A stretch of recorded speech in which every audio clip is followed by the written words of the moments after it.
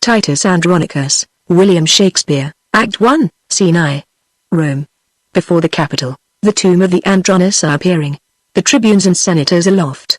Enter, below, from one side, Saturninus and his followers, and, from the other side, Bassanus and his followers, with drum and colours. Saturninus, noble patricians, patrons of my right. Defend the justice of my cause with arms.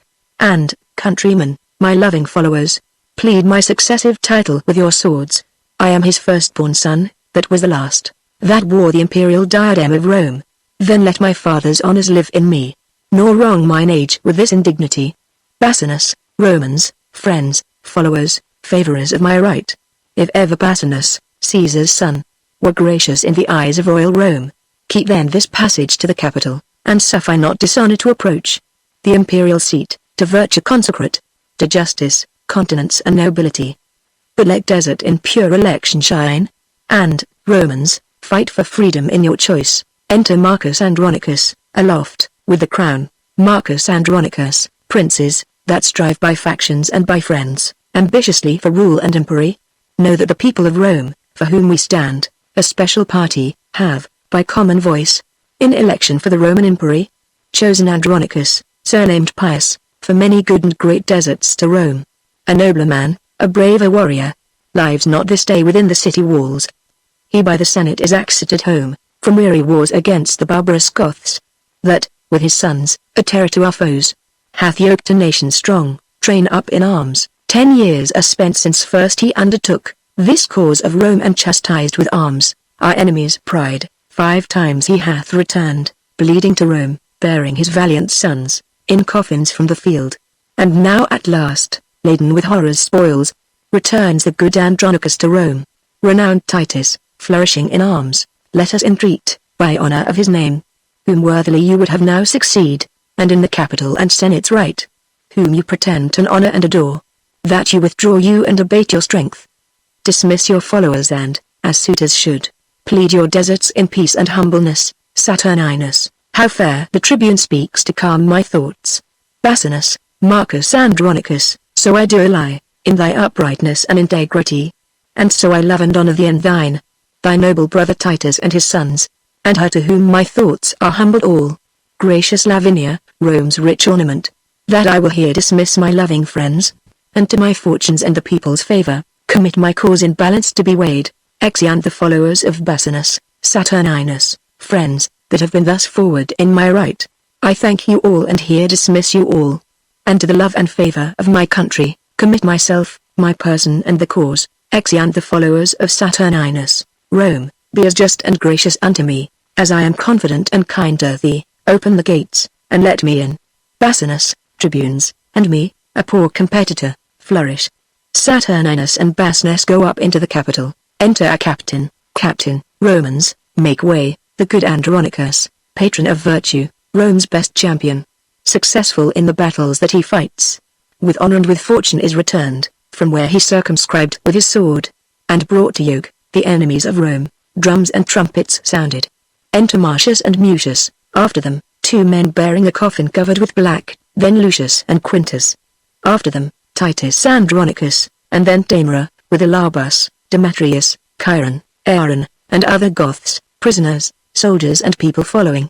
The bearers set down the coffin, and Titus speaks. Titus Andronicus, hail, Rome, victorious in thy mourning weeds. Lo, as the bark, that hath discharged her fraught, returns with precious jading to the bay, from whence at first she weighed her anchorage, cometh Andronicus, bound with laurel boughs, to resalute his country with his tears, tears of true joy for his return to Rome. Thou great defender of this capital, stand gracious to the rights that we intend. Romans, of 25 valiant sons, half of the number that King Priam had.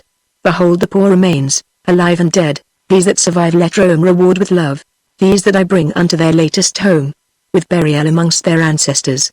Here Goths have given me leave to sheathe my sword. Titus, unkind and careless of thine own, why sufferest thy sons, unburied yet, to hover on the dreadful shore of Styx? Make way to lay them by their brethren. The tomb is opened, the greet in silence, as the dead are wont, and sleep in peace, slain in your country's wars. O sacred receptacle of my joys, sweet cell of virtue and nobility, how many sons of mine hast thou in store? that thou wilt never render to me more. Lucius, give us the proudest prisoner of the Goths, that we may hew his limbs, and on a pile, ad manes fratrum sacrifice his flesh. Before this earthy prison of their bones, that so the shadows be not unappeased, nor we disturbed with prodigies on earth. Titus Andronicus, I give him you, the noblest that survives, the eldest son of this distressed queen. Tamora, stay, Roman brethren. Gracious conqueror, victorious Titus, rue the tears I shed, a mother's tears in passion for her son. And if thy sons were ever dear to thee, oh, think my son to be as dear to me, so sith not that we are brought to Rome, to beautify thy triumphs and return, captive to thee into thy Roman yoke. But must my sons be slaughtered in the streets, for valiant doings in their country's cause? Oh, if to fight for king and commonweal, were piety in thine, it is in these. Andronicus, stain not thy tomb with blood. Wilt thou draw near the nature of the gods? Draw near them then in being merciful. Sweet mercy is nobility's true badge. Thrice noble Titus, spare my firstborn son. Titus Andronicus, patient yourself, madame, and pardon me. These are their brethren, whom you Goths beheld, alive and dead, and for their brethren slain. Religiously they ask a sacrifice. To this your son is marked, and die he must, to appease their groaning shadows that are gone. Lucius, away with him, and make a fire straight. And with our swords, upon a pile of wood, let's hew his limbs till they be clean consumed. Exeunt Lucius, Quintus, Marcius, and Mucius, with Alarbus. Tamora, O cruel, irreligious piety. Chiron, was ever Scythia half so barbarous? Demetrius, oppose not Scythia to ambitious Rome. Alarbus goes to rest, and we survive, to tremble under Titus' threatening looks. Then, madame, stand resolved, but hope with all, the self-same gods that armed the queen of Troy, with opportunity of sharp revenge, upon the Thracian tyrant in his tent, may favor Tamora, the queen of Goths, when Goths were Goths and Tamora was queen, to quit the bloody wrongs upon her foes. Re-enter Lucius, Quintus, Marcius and Mucius, with their swords bloody. Lucius, see, lord and father, how we have performed our Roman rites. Alarbus limbs are lopped, and entrails feed the sacrificing fire, whose smoke, like incense, doth perfume the sky, remaineth naught, but to inter our brethren, and with loud larums welcome them to Rome. Titus Andronicus, let it be so, and let Andronicus make this his latest farewell to their souls. Trumpets sounded, and the coffin laid in the tomb. In peace and honor rest you here, my sons. Rome's readiest champions, repose you here in rest. Secure from worldly chances and mishaps, here lurks no treason, here no envy swells, here grow no damned grudges, here are no storms, no noise, but silence and eternal sleep. In peace and honor rest you here, my sons. Enter Lavinia. Lavinia, in peace and honor live Lord Titus long. My noble lord and father, live and fame. Lo, at this tomb my tributary tears, I render, for my brethren's obsequies. And at thy feet I kneel, with tears of joy, shed on the earth, for thy return to Rome. Oh, bless me here with thy victorious hand, whose fortunes Rome's best citizens applaud. Titus Andronicus, kind Rome, that hast thus lovingly reserved the cordial of mine age to glad my heart. Lavinia, live, outlive thy father's days, and fame's eternal date, for virtue's praise. Enter, below, Marcus Andronicus and tribunes. Re-enter Saturninus and Bassianus, attended. Marcus Andronicus, long live Lord Titus, my beloved brother, gracious triumpher in the eyes of Rome. Titus Andronicus, thanks, gentle tribune, noble brother Marcus, Marcus Andronicus, and welcome, nephews, from successful wars. You that survive, and you that sleep in fame, fair lords, your fortunes are alike in all, that in your country's service drew your swords. But safer triumph is this funeral pomp, that hath aspired to Solon's happiness, and triumphs over chance in honor's bed. Titus Andronicus, the people of Rome, whose friend in justice thou hast ever been, send thee by me, their tribune in their trust, this palliament of white and spotless hue, and name thee in election for the empire, with these our late deceased emperor's sons. Be candidates then, and put it on, and help to set a head on headless Rome. Titus Andronicus, a better head her glorious body fits, than his that shakes for age and feebleness. What should I don this robe, and trouble you, be chosen with proclamations today, tomorrow yield up rule, resign my life, and set abroad new business for you all? Rome, I have been thy soldier 40 years, and led my country's strength successfully, and buried 21 valiant sons. knighted in field, slain manfully in arms. In right and service of their noble country, give me a staff of honor for mine age. But not a scepter to control the world. Upright he held it, lords, that held it last. Marcus Andronicus, Titus, thou shalt obtain and ask the empery. Saturninus, proud and ambitious tribune, canst thou tell? Titus Andronicus, patience, Prince Saturninus, Saturninus, Romans, do me right. Patricians, draw your swords, and sheathe them not, till Saturninus be Rome's emperor. Andronicus, would thou wert shipped to hell, rather than rob me of the people's hearts. Lucius, proud Saturnine, interrupter of the good, that noble-minded Titus means to thee. Titus Andronicus, content thee, prince, I will restore to thee the people's hearts, and wean them from themselves. Basinus, Andronicus, I do not flatter thee, but honor thee, and will do till I die. My faction if thou strengthen with thy friends, I will most thankful be, and thanks to men of noble minds is honorable meed. Titus Andronicus, people of Rome, and people's tribunes here, I ask your voices and your suffrages. Will you bestow them friendly on Andronicus, tribunes, to gratify the good Andronicus, and gratulate his safe return to Rome? The people will accept whom he admits. Titus Andronicus, tribunes, I thank you, and this suit I make, that you create your emperor's eldest son, Lord Saturnine, whose virtues will, I hope, reflect on Rome as Titans raise on earth, and ripen justice in this commonweal. Then, if you will elect by my advice, crown him and say long live our emperor, Marcus Andronicus, with voices and applause of every sort.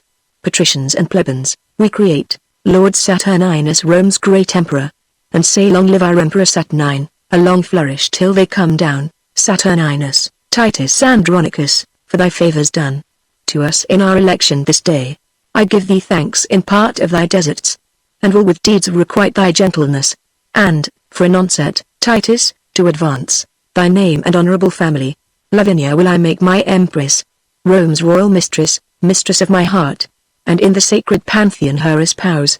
Tell me, Andronicus, doth this motion please thee? Titus Andronicus, it doth, my worthy lord, and in this match, I hold me highly honored of your grace, and here in sight of Rome to Saturnine, king and commander of our commonweal, the wide world's emperor, do I consecrate my sword, my chariot and my prisoners. Presents well worthy Rome's imperial lord. Receive them then, the tribute that I owe. Mine honor's ensigns humbled at thy feet. Saturninus, thanks, noble Titus, father of my life. How proud I am of thee and of thy gifts. Rome shall record, and when I do forget, the least of these unspeakable deserts, Romans, forget your fealty to me. Titus Andronicus, to Tamara, now, Madame, are you prisoner to an emperor? To him that, for your honor and your state, will use you nobly and your followers. Saturninus, a goodly lady, trust me, of the hue that I would choose, were I to choose a new, clear up, fair queen, that cloudy countenance, though chance of war hath wrought this change of cheer. Thou comest not to be made a scorn in Rome. Princely shall be thy usage every way. Rest on my word, and let not discontent daunt all your hopes. Madame, he comforts you, can make you greater than the Queen of Goths. Lavinia, you are not displeased with this? Lavinia, not I, my lord, scythe true nobility, warrants these words in princely courtesy. Saturninus, thanks, sweet Lavinia. Romans, let us go. Ransom us here we set our prisoners free. Proclaim our honors, lords, with trump and drum, flourish. Saturninus courts Tamara in dumb show. Basinus, Lord Titus, by your leave, this maid is mine. Seizing Lavinia, Titus Andronicus, how, sir? Are you in earnest then, my lord? Basinus, noble Titus, and resolved withal, to do myself this reason and this right. Marcus Andronicus, Circumcuic is our Roman justice. This prince in justice seizeth but his own, Lucius, and that he will, and shall, if Lucius live. Titus Andronicus, traitors, avaunt. Where is the emperor's guard? Treason, my lord. Lavinia is surprised. Saturninus, surprised. By whom? Basinus, by him that justly may bear his betrothed from all the world away. Exeunt Basinus and Marcus with Lavinia. Mucius, brothers, help to convey her hence away, and with my sword I'll keep this door safe. Exeunt Lucius, Quintus, and Marcius. Titus Andronicus, follow, my lord, and I'll soon bring her back. Mucius, my lord, you pass not here. Titus Andronicus, what, villain boy, Burst me my way in Rome, stabbing Mucius. Mucius, help. Lucius, help, dies. During the fray, Saturninus, Tamara, Demetrius, Chiron and Aaron go out and re-enter. Above, re-enter Lucius. Lucius, my lord, you're unjust, and, more than so. In wrongful quarrel you have slain your son, Titus Andronicus. Nor thou, nor he, are any sons of mine. My sons would never so dishonor me. Traitor, restore Lavinia to the emperor. Lucius, dead, if you will, but not to be his wife. That is another's lawful promised love. Exit. Saturninus, no. Titus, no. The emperor needs her not. Nor her, nor thee, nor any of thy stock. I'll trust, by leisure, him that mocks me once. Thee never, nor thy traitorous haughty sons. Confederates all thus to dishonor me. Was there none else in Rome to make us stale? But Saturnine? Full well, Andronicus. Agree these deeds with that proud brag of thine. That sagest I bade the empire at thy hands, Titus Andronicus, O monstrous. What reproachful words are these, Saturninus? But go thy ways, go. Give that changing peace, to him that flourished for her with his sword. A valiant son-in-law thou shalt enjoy. One fit to bandy with thy lawless sons. To ruffle in the commonwealth of Rome, Titus Andronicus. These words are razors to my wounded heart, Saturninus, and therefore, lovely Tamara, queen of Goths, that like the stately Phoebe mongst her nymphs, dost overshine the gallant dames of Rome. If thou be pleased with this my sudden choice, behold, I choose thee, Tamara, for my bride, and will create thee Empress of Rome. Speak, Queen of Goths, dost thou applaud my choice? And here I swear by all the Roman gods. Scythe priest and holy water are so near, and tapers burn so bright and everything, in readiness for Hymenus stand. I will not resalute the streets of Rome, or climb my palace, till from forth this place, I lead espoused my bride along with me, Tamara, and here, in sight of heaven, to Rome I swear.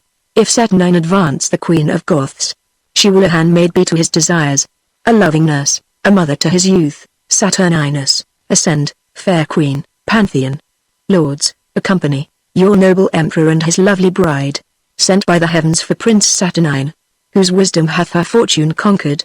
There shall we consummate our spousal rites. Exeunt all but Titus. Titus Andronicus, I am not bid to wait upon this bride. Titus, when wert thou wont to walk alone, dishonored thus, and challenged of wrongs? Re-enter Marcus, Lucius, Quintus, and Marcius. Marcus Andronicus, O Titus, see what thou hast done, in a bad quarrel slain a virtuous son. Titus Andronicus, no, foolish tribune, no son of mine, nor thou, nor these, confederates in the deed, that hath dishonored all our family.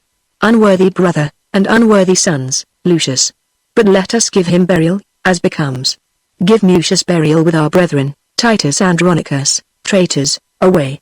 He rests not in this tomb. This monument 500 years hath stood, which I have sumptuously re-edified. Here none but soldiers and Rome's servitors repose in fame, none basely slain in brawls. Bury him where you can, he comes not here. Marcus Andronicus, my lord, this is impiety in you. My nephew Mucius' deeds do plead for him. He must be buried with his brethren, Quintus Marcius, and shall, or him we will accompany, Titus Andronicus, and shall. What villain was it that spake that word, Quintus?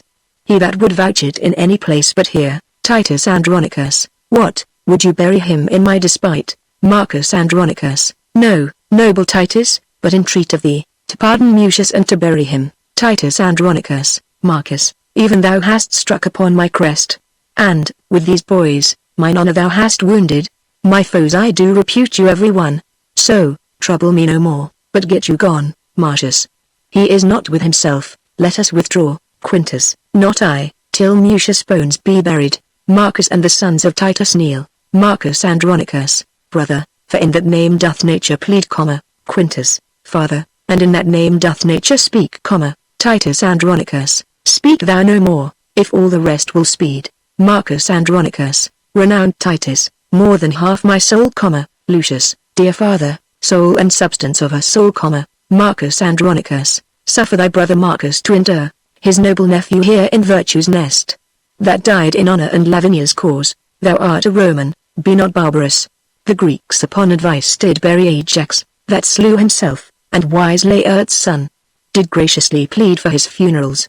Let not young Mucius, then, that was thy joy, be barred his entrance here. Titus Andronicus, rise, Marcus, rise. The dismal stay is this that ere I saw to be dishonored by my sons in Rome. Well, bury him, and bury me the next. Mucius is put into the tomb. Lucius, there lie thy bones, sweet Mucius, with thy friends, till we with trophies do adorn thy tomb. All kneeling, no man shed tears for noble Mucius. He lives in fame that died in virtue's cause. Marcus Andronicus, my lord, to step out of these dreary dumps. How comes it that the subtle queen of Goths is of a sudden thus advanced in Rome? Titus Andronicus, I know not, Marcus, but I know it is. Whether by device or no, the heavens can tell. Is she not then beholding to the man that brought her for this high good turn so far? Yes, and will nobly him remunerate. Flourish. Re-enter. From one side, Saturninus attended, Tamara, Demetrius, Charon and Aaron, from the other, Bassianus, Lavinia, and others. Saturninus, so, Bassianus, you have played your prize. God give you joy, sir, of your gallant bride. Bassianus, and you of yours, my lord. I say no more, nor wish no less, and so, I take my leave. Saturninus, traitor, if Rome have law or we have power, thou and thy faction shall repent this rape. Bassianus, rape, call you it, my lord, to seize my own, my truth betrothed love and now my wife? But let the laws of Rome determine all. Meanwhile I am possessed of that is mine. Saturninus, 'tis good, sir, you are very short with us. But, if we live, we'll be as sharp with you. Bassianus, my lord, what I have done, as best I may, answer I must and shall do with my life. Only thus much I give your grace to know, by all the duties that I owe to Rome. This noble gentleman, Lord Titus here, is in opinion and in honor wronged. That in the rescue of Lavinia, with his own hand did slay his youngest son. In zeal to you and highly moved to wrath, to be controlled in that he frankly gave. Receive him, then, to favor, Saturnine, that hath expressed himself in all his deeds, a father and a friend to thee and Rome. Titus Andronicus, Prince Bassianus, leave to plead my deeds. 'Tis thou and those that have dishonored me, Rome and the righteous heavens be my judge. How I have loved and honored Saturnine, Tamara, my worthy lord. If ever Tamara were gracious in those princely eyes of thine, then hear me speak indifferently for all, and at my suit, sweet, pardon what is past. Saturninus, what, madame? Be dishonored openly, and basely put it up without revenge? Tamara, not so, my lord, the gods of Rome forfend, I should be author to dishonor you. But on mine honor dare I undertake, for good Lord Titus innocence in all, whose fury not dissembled speaks his griefs. Then, at my suit, look graciously on him. Lose not so noble a friend on vain suppose, nor with sour looks afflict his gentle heart. Aside to Saturninus, be one at last. Dissemble all your griefs and discontents. You are but newly planted in your throne, lest, then, the people, and patricians too, upon a just survey, take Titus' part, and so supplant you for ingratitude, which Rome reputes to be a heinous sin. Yield it entreats, and then let me alone. I'll find a day to massacre them all, and raise their faction and their family. The cruel father and his traitorous sons, to whom I sued for my dear son's life, and make them know what 'tis to let a queen kneel in the streets and beg for grace in vain. Aloud, come, come, sweet temperer, come, Andronicus, take up this good old man, and cheer the heart that dies in tempest of thy angry frown. Saturninus, rise. Titus, rise. My empress hath prevailed. Titus Andronicus, I thank your majesty, and her, my lord. These words, these looks, infuse new life in me. Tamara, Titus, I am incorporate in Rome, a Roman now adopted happily, and must advise the emperor for his good. This day all quarrels die. Andronicus, and let it be mine honor, good my lord, that I have reconciled your friends and you. For you, Prince Bassianus, I have passed my word and promise to the emperor, that you will be more mild and tractable, and fear not lords, and you, Lavinia, by my advice, all humbled on your knees, you shall ask pardon of his majesty. Lucius, we do, and vow to heaven and to his highness, that what we did was mildly as we might, tendering our sister's honor and our own. Marcus Andronicus, that, on mine honor, here I do protest. Saturninus, away, and talk not, trouble us no more. Tamara, nay, nay, sweet temperer, we must all be friends.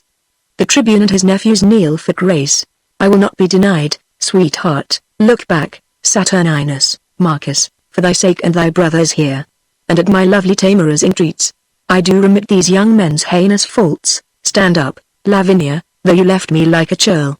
I found a friend, and sure as death I swore, I would not part a bachelor from the priest. Come, if the emperor's court can feast two brides. You are my guest, Lavinia, and your friends. This day shall be a love day, Tamara, Titus Andronicus, tomorrow, and it please your majesty, to hunt the panther and the hart with me. With horn and hound will give your grace bonjour, Saturninus, be it so, Titus, and gramercy too, flourish. Exeunt, Act 2, Scene I. Rome. Before the palace, enter Aaron, now climbeth Tamara Olympus' top, safe out of fortune's shot, and sits aloft, secure of thunder's crack or lightning flash, advanced above pale envy's threatening reach, as when the golden sun salutes the morn, and, having gilt the ocean with his beams, gallops the zodiac in his glistering coach, and overlooks the highest peering hills. So Tamara, upon her which doth earthly honour wait, and virtue stoops and trembles at her frown, then, Aaron, arm thy heart, and fit thy thoughts, to mount aloft with thy imperial mistress, and mount her pitch, whom thou in triumph long hast prisoner held, fettered in amorous chains, and faster bound to Aaron's charming eyes, then is Prometheus tied to Caucasus. Away with slavish weeds and servile thoughts, I will be bright, and shine in pearl and gold, to wait upon this new-made empress. To wait, said I? To wanton with this queen, this goddess, this Semiramis, this nymph, this siren, that will charm Rome's Saturnine, and see his shipwreck and his commonweals hollower.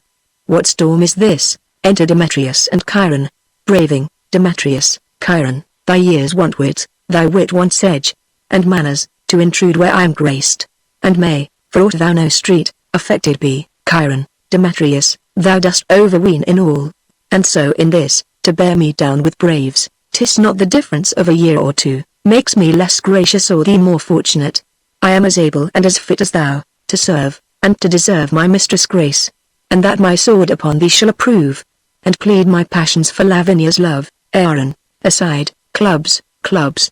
These lovers will not keep the peace. Demetrius, why, boy, although our mother, unadvised, gave you a dancing rapier by your side, are you so desperate grown, to threat your friends? Go to, have your lath glued within your sheath, till you know better how to handle it. Chiron, meanwhile, sir, with the little skill I have, full well shalt thou perceive how much I dare. Demetrius, boy, grow ye so brave? They draw. Aaron, coming forward, why, how now, lords, so near the emperor's palace dare you draw, and maintain such a quarrel openly? Full well I wot the ground of all this grudge, I would not for 1,000,000 of gold. The cause were known to them it most concerns, nor would your noble mother for much more, be so dishonored in the court of Rome. For shame, put up, Demetrius, not I, till I have sheathed my rapier in his bosom and withal, thrust these reproachful speeches down his throat, that he hath breathed in my dishonor here. Chiron, for that I am prepared and full resolved. Foul-spoken coward, that thunderest with thy tongue, and with thy weapon nothing darest perform. Aaron, away, I say, now, by the gods that warlike Goths adore. This petty brabble will undo us all. Why, lords, and think you not how dangerous it is to jet upon a prince's right? What, is Lavinia then become so loose, or Bassianus so degenerate, that for her love such quarrels may be broached, without controlment, justice, or revenge? Young lords, beware. And should the empress know this discord's ground, the music would not please. Chiron, I care not, I knew she and all the world. I love Lavinia more than all the world. Demetrius, youngling, learn thou to make some meaner choice. Lavinia is thine elder brother's hope. Aaron, why, are ye mad? Or know ye not, in Rome, how furious and impatient they be, and cannot brook competitors in love? I tell you, lords, you do but plot your deaths, by this device. Chiron, Aaron, 1,000 deaths, would I propose to achieve her whom I love. Aaron, to achieve her. How? Demetrius, why makest thou it so strange? She is a woman, therefore may be wooed. She is a woman, therefore may be won. She is Lavinia, therefore must be loved. What, man? More water glideth by the mill, than what's the miller of, and easy it is, of a cut loaf to steal a shive, we know. Though Bassianus be the emperor's brother, better than he have worn Vulcan's badge. Aaron, aside, and as good as Saturninus may. Demetrius, then why should he despair that knows to court it, with words, fair looks and liberality, what, hast not thou full often struck a doe? And borne her cleanly by the keeper's nose, Aaron? Why, then, it seems, some certain snatch or so, would serve your turns, Chiron. So the turn were served, Demetrius. Aaron, thou hast hit it, Aaron, would you had hit it too, then should not we be tired with this ado? Why, hark ye, and are you such fools, to square for this? Would it offend you, then, that both should speed, Chiron? Faith, not me, Demetrius, nor me, so I were one, Aaron, for shame, be friends, and join for that you jar. 'Tis policy and stratagem must do, that you affect, and so must you resolve, that what you cannot as you would achieve, you must perforce accomplish as you may. Take this of me, Lucrece was not more chaste, than this Lavinia. Basinus love, a speedier course than lingering languishment, must we pursue, and I have found the path, my lords, a solemn hunting is in hand. There will the lovely Roman ladies troop, the forest walks are wide and spacious, and many unfrequented plots there are, fitted by kind for rape and villainy.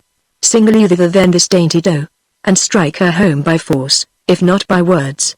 This way, or not at all, stand you in hope. Come, our empress, with her sacred wit, to villainy and vengeance consecrate. Will we acquaint with all that we intend, and she shall file our engines with advice, that will not suffer you to square yourselves, but to your wishes' height advance you both. The emperor's court is like the house of fame, the palace full of tongues, of eyes, and ears. The woods are ruthless, dreadful, deaf, and dull. The speak, and strike, brave boys, and take your turns. The serve your lusts, shadowed from heaven's eye, and revel in Lavinia's treasury. Chiron, thy counsel, lad, smells of no cowardice. Demetrius, sit phasortnophers, till I find the stream, to cool this heat, a charm to calm these fits. Postiga, Pomanes the, exeunt. Scene 2. A forest near Rome. Horns and cry of hounds heard. Enter Titus Andronicus, with hunters, and see, Marcus, Lucius, Quintus, and Marcius. Titus Andronicus. The hunt is up. The morn is bright and grey. The fields are fragrant and the woods are green. Uncouple here and let us make a bay, and wake the emperor and his lovely bride, and rouse the prince and ring a hunter's peal, that all the court may echo with the noise. Sons, let it be your charge, as it is ours, to attend the emperor's person carefully. I have been troubled in my sleep this night, but dawning day new comfort hath inspired. A cry of hounds and horns, winded in appeal. Enter Saturninus, Tamara, Basinus, Lavinia, Demetrius, Chiron, and attendants. Many good morrows to your majesty. Madame, to you as many and as good. I promised your grace a hunter's peal, Saturninus, and you have rung it lustily, my lord. Somewhat too early for new married ladies. Basinus, Lavinia, how say you? Lavinia, I say, no. I have been broad awake 2 hours and more. Saturninus, come on, then, horse and chariots let us have. And to our sport, to Tamara. Madame, now shall ye see, our Roman hunting. Marcus Andronicus, I have dogs, my lord. We'll rouse the proudest panther in the chase, and climb the highest promontory top. Titus Andronicus, and I have horse will follow where the game makes way, and run like swallows o'er the plain. Demetrius, Chiron, we hunt not, we, with horse nor hound, but hope to pluck a dainty doe to ground. Exeunt. Scene 3. A lonely part of the forest. Enter Aaron, with a bag of gold. Aaron. He that had wit would think that I had none, to bury so much gold under a tree, and never after to inherit it. Let him that thinks of me so abjectly, know that this gold must coin a stratagem, which, cunningly effected, will beget a very excellent piece of villainy. And so repose, sweet gold, for their unrest, hides the gold, that have their arms out of the empress' chest. Enter Tamara. Tamara, my lovely Aaron, wherefore look'st thou sad? When everything doth make a gleeful boast, the birds chant melody on every bush. The snake lies rolled in the cheerful sun. The green leaves quiver with the cooling wind, and make a checkered shadow on the ground. Under their sweet shade, Aaron, let us sit, and, whilst the babbling echo mocks the hounds, replying shrilly to the well-tuned horns, as if a double hunt were heard at once, let us sit down and mark their yelping noise, and, after conflict such as was supposed, the wandering prince and Dido once enjoyed, when with a happy storm they were surprised, and curtained with a counsel-keeping cave, we may, each wreathed in the other's arms, our pastimes done, possess a golden slumber. whiles hounds and horns and sweet melodious birds. Be unto us as is a nurse's song, of lullaby to bring her babe asleep, Aaron. Madame, though Venus govern your desires, Saturn is dominator over mine. What signifies my deadly standing eye, my silence and my cloudy melancholy, my fleece of woolly hair that now uncurls, even as an adder when she doth unroll, to do some fatal execution? No, Madame, these are no venereal signs. Vengeance is in my heart, death in my hand. Blood and revenge are hummering in my head. Hark Daimara, the empress of my soul, which never hopes more heaven than rests in thee. This is the day of doom for Bassianus. His Philomel must lose her tongue today. Thy sons make pillage of her chastity, and wash their hands in Bassianus' blood. Sayest thou this letter? Take it up, I pray thee, and give the king this fatal plotted scroll. Now question me no more, we are espied. Here comes a parcel of our hopeful booty, which dreads not yet their lives' destruction. Daimara, ah, my sweet more, sweeter to me than life, Aaron, no more, great empress, Bassianus comes. Be cross with him, and I'll go fetch thy sons, to back thy quarrels, whatsoever they be. Exit, enter Bassianus and Lavinia. Bassianus, who have we here? Rome's royal empress, unfurnished of her well-beseeming troop, or is it Diane, habited like her, who hath abandoned her holy groves, to see the general hunting in this forest? Daimara, saucy controller of our private steps, had I the power that some say Diane had, thy temples should be planted presently, with horns, as was Actaeon's, and the hounds should drive upon thy new transformed limbs. Unmannerly intruder as thou art, Lavinia, under your patience, gentle empress, 'tis thought you have a goodly gift in horning, and to be doubted that your more and you are singled forth to try experiments. Jove shield your husband from his hounds today, 'tis pity they should take him for a stag.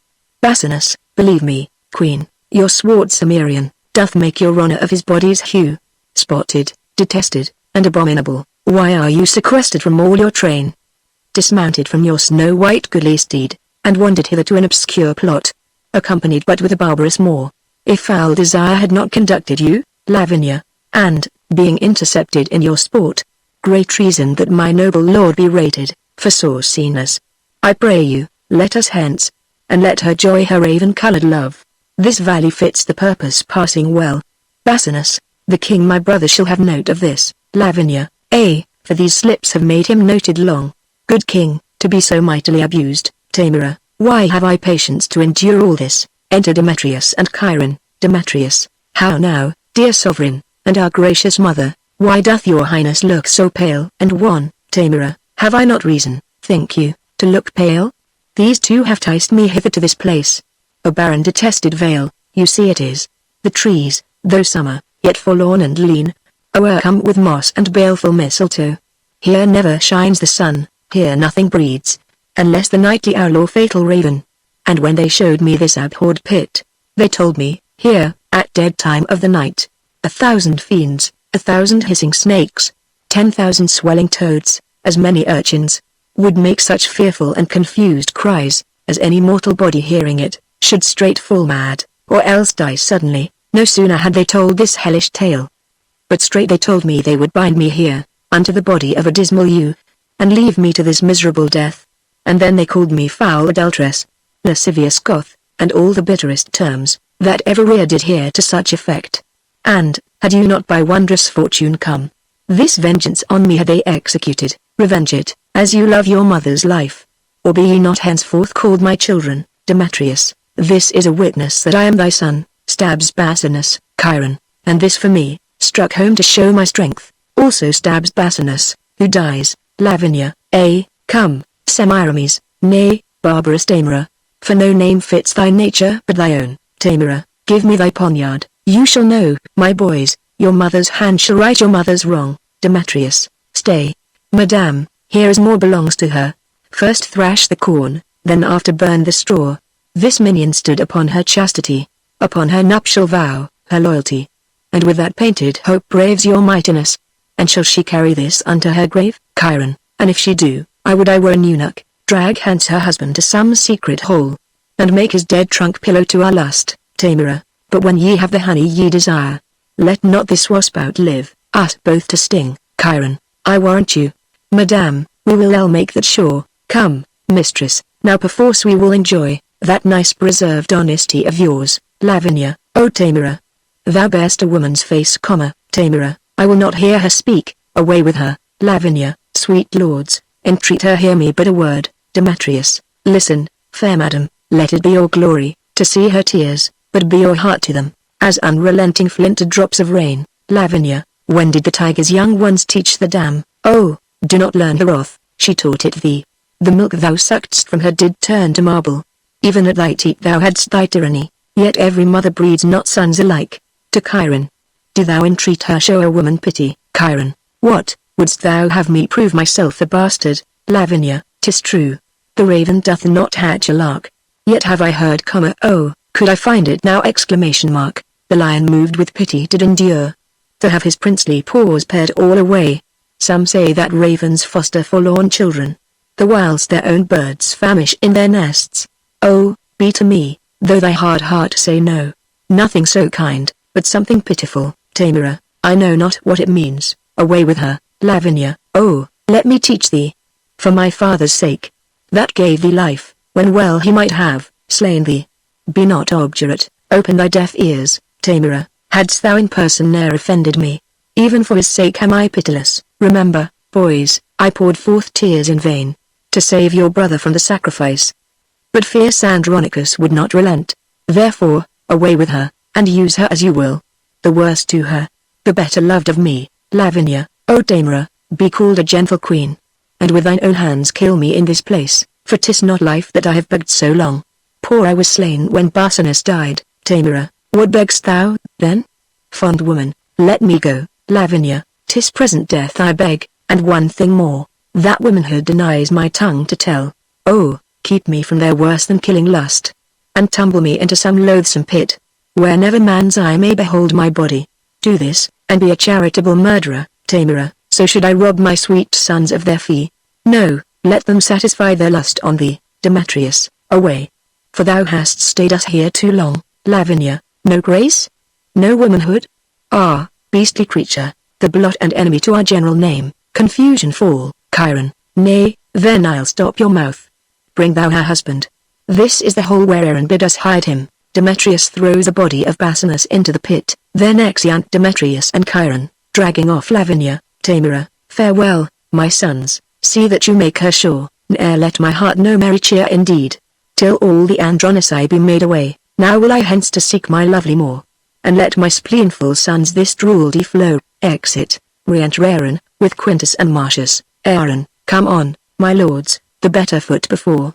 Straight will I bring you to the loathsome pit, where I espied the panther fast asleep. Quintus, my sight is very dull, waiter it bodes. Marcius, and mine, I promise you, ret not for shame. Well could I leave our sport to sleep a while. Falls into the pit. Quintus, what art thou, fool?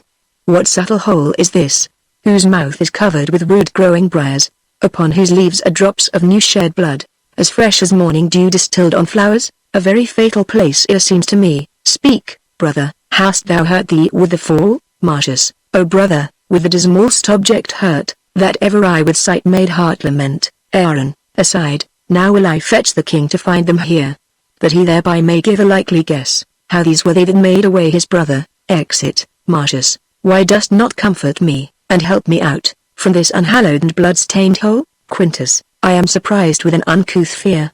A chilling sweat o'erruns my trembling joints. My heart suspects more than mine I can see. Marcius, to prove thou hast a true divining heart.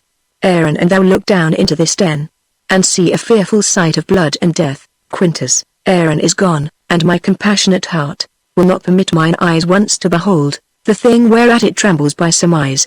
Oh, tell me how it is, for ne'er till now was I a child to fear I know not what. Marcius, Lord Barsanus lies imbroiled here, all on a heap, like to a slaughtered lamb, in this detested, dark, blood-drinking pit. Quintus, if it be dark, how dost thou notice he? Marcius, upon his bloody finger he doth wear a precious ring, that lightens all the whole, which, like a taper in some monument, doth shine upon the dead man's earthy cheeks, and shows the ragged entrails of the pit. So pale did shine the moon on Pyramus, when he by night lay bathed in maiden blood. O brother, help me with thy fainting hand, if fear hath made thee faint, as me it hath, out of this fell-devouring receptacle, as hateful as Cocytus' misty mouth. Quintus, reach me thy hand, that I may help thee out. Or, wanting strength to do thee so much good, I may be plucked into the swallowing womb of this deep pit, poor Bassness grave. I have no strength to pluck thee to the brink, Marcius, nor I no strength to climb without thy help, Quintus. Thy hand once more, I will not loose again, till thou art here aloft, or I below. Thou canst not come to me, I come to thee. Falls in, enter Saturninus with Aaron. Saturninus, along with me, I'll see what hole is here, and what he is that now is leaped into it. Say, who art thou that lately didst descend into this gaping hollow of the earth? Marcius, the unhappy son of old Andronicus, brought hither in a most unlucky hour, to find thy brother Bassianus dead. Saturninus, my brother dead? I know thou dost but jest. He and his lady both are at the lodge, upon the north side of this pleasant chase. 'Tis not an hour since I left him there, Marcius. We know not where you left him all alive, but, out, alas. Here have we found him dead. Re-enter Tamara, with attendants, Titus Andronicus, and Lucius. Tamara, where is my lord the king? Saturninus, here. Tamara, though grieved with killing grief. Tamara, where is thy brother Bassianus? Saturninus, now to the bottom dost thou search my wound. Poor Bassianus here lies murdered. Tamara, then all too late I bring this fatal writ, the complot of this timeless tragedy, and wonder greatly that man's face can fold, in pleasing smiles, such murderous tyranny. She giveth Saturninus a letter. Saturninus reads, and if we miss to meet him handsomely, sweet huntsman, Bassianus 'tis we mean, do thou so much as dig the grave for him. Thou knowst our meaning. Look for thy reward, among the nettles of the elder tree, which overshades the mouth of that same pit, where we decreed to bury Bassianus. Do this, and purchase us thy lasting friends, O Tamara. Was ever heard the like? This is the pit, and this the elder tree. Look, sirs, if you can find the huntsman out, that should have murdered Bassianus here. Aaron, my gracious lord, here is the bag of gold. Saturninus, to Titus, two of thy whelps, fell curs of, bloody kind, have here bereft my brother of his life. Sirs, drag them from the pit unto the prison. There let them bide until we have devised some never heard of torturing pain for them. Tamara, what, are they in this pit? O wondrous thing, how easily murder is discovered. Titus Andronicus, High Emperor, upon my feeble knee, I beg this boon, with tears not lightly shed, that this fell fault of my accursed sons, accursed if the fault be proved in them, Saturninus, if it be proved. You see it is apparent, who found this letter. Tamara, was it you? Tamara, Andronicus himself did take it up. Titus Andronicus, I did, my lord, yet let me be their bail, for, by my father's reverend tomb, I vow, they shall be ready at your highness' will, to answer their suspicion with their lives. Saturninus, thou shalt not bail them, see thou follow me, some bring the murdered body, some the murderers, let them not speak a word, the guilt is plain, for, by my soul, with a worse end than death, that end upon them should be executed. Tamara, Andronicus, I will entreat the king. Fear not thy sons, they shall do well enough. Titus Andronicus, come. Lucius, come, stay not to talk with them. Exeunt. Scene 4. Another part of the forest. Enter Demetrius and Chiron with Lavinia, ravished, her hands cut off, and her tongue cut out. Demetrius, so, now go tell, and if thy tongue can speak, who 'twas that cut thy tongue and ravished thee. Chiron, write down thy mind, bewray thy meaning so, and if thy stumps will let thee play the scribe. Demetrius, see, how with signs and tokens she can scroll. Chiron, go home, call for sweet water, wash thy hands. Demetrius, she hath no tongue to call, nor hands to wash, and so let's leave her to her silent walks. Chiron, and wear my case, I should go hang myself. Demetrius, if thou hadst hands to help thee knit the cord. Exeunt Demetrius and Chiron. Enter Marcus. Marcus, who is this? My niece, that flies away so fast. Cousin, a word, where is your husband? If I do dream, would all my wealth would wake me, if I do wake, some planet strike me down, that I may slumber in eternal sleep. Speak, gentle niece, what stern ungentle hands have lopped and hewed and made thy body bare, of her two branches, those sweet ornaments, whose circling shadows kings have sought to sleep in, and might not gain so great a happiness, as have thy love? Why dost not speak to me? Alas, a crimson river of warm blood, like to a bubbling fountain stirred with wind, doth rise and fall between thy rosed lips, coming and going with thy honey breath, but, sure, some Tyrrheus hath deflowered thee, and, lest thou shouldst detect him, cut thy tongue. Ah, now thou turnest away thy face for shame, and, notwithstanding all this loss of blood, as from a conduit with 3 issuing spouts, yet do thy cheeks look red as Titan's face, blushing to be encountered with a cloud. Shall I speak for thee? Shall I say 'tis so? Oh, that I knew thy heart, and knew the beast, that I might rail at him, to ease my mind. Sorrow concealed, like an oven stoped, doth burn the heart to cinders where it is. Fair Philomela, she but lost her tongue, and in a tedious sampler sowed her mind. But, lovely niece, that mean is cut from thee. A crafty Titus, cousin, hast thou met, and he hath cut those pretty fingers off, that could have better sewed than Philomel. Oh, had the monster seen those lily hands tremble, like aspen leaves, upon a lute, and make the silken strings delight to kiss them, he would not then have touched them for his life, or, had he heard the heavenly harmony, which that sweet tongue hath made, he would have dropped his knife, and fell asleep, as Cerberus at the Thracian poet's feet. Come, let us go, and make thy further blind, for such a sight will blind a father's eye. 1 hour's storm will drown the fragrant meads. What were whole months of tears thy father's eyes? Do not draw back, for we will mourn with thee. Oh, could our mourning ease thy misery? Exeunt. Act 3, Scene I. Rome. A street. Enter judges, senators and tribunes, with Marcius and Quintus, bound, passing on to the place of execution. Titus going before, pleading. Titus Andronicus, hear me, grave fathers. Noble tribunes, stay, for pity of mine age, whose youth was spent, in dangerous wars, whilst you securely slept. For all my blood in Rome's great quarrel shed, for all the frosty nights that I have watched, and for these bitter tears, which now you see, filling the aged wrinkles in my cheeks. Be pitiful to my condemned sons, whose souls are not corrupted as 'tis thought. For 22 sons I never wept, because they died in honor's lofty bed. Lieth down, the judges, and see, pass by him, and exeunt, for these tribunes, in the dust I write, my heart's deep languor and my soul's sad tears. Let my tears stanch the earth's dry appetite. My son's sweet blood will make it shame and blush. O earth, I will befriend thee more with rain, that shall distill from these 2 ancient hands, than youthful April shall with all his showers. In summer's drought I'll drop upon thee still, in winter with warm tears I'll melt the snow, and keep eternal springtime on thy face. So thou refuse to drink my dear son's blood. Enter Lucius, with his sword drawn. O reverend tribunes, O gentle, aged men, unbind my sons, reverse the doom of death, and let me say, that never wept before. My tears are now prevailing orators. Lucius, O noble father, you lament in vain. The tribunes hear you not, no man is by, and you recount your sorrows to a stone. Titus Andronicus, ah, Lucius, for thy brothers let me plead. Grave tribunes, once more I entreat of you, Lucius, my gracious lord, no tribune hears you speak. Titus Andronicus, why, 'tis no matter, man, if they did hear, they would not mark me, or if they did mark, they would not pity me, yet plead I must. Therefore I tell my sorrows to the stones, who, though they cannot answer my distress, yet in some sort they are better than the tribunes, for that they will not intercept my tale. When I do weep, they humbly at my feet, receive my tears and seem to weep with me. And, were they but attired in grave weeds, Rome could afford no tribune like to these. A stone is soft as wax, tribunes more hard than stones. A stone is silent, and offendeth not, and tribunes with their tongues doom men to death. Rises, but wherefore standst thou with thy weapon drawn, Lucius, to rescue my 2 brothers from their death?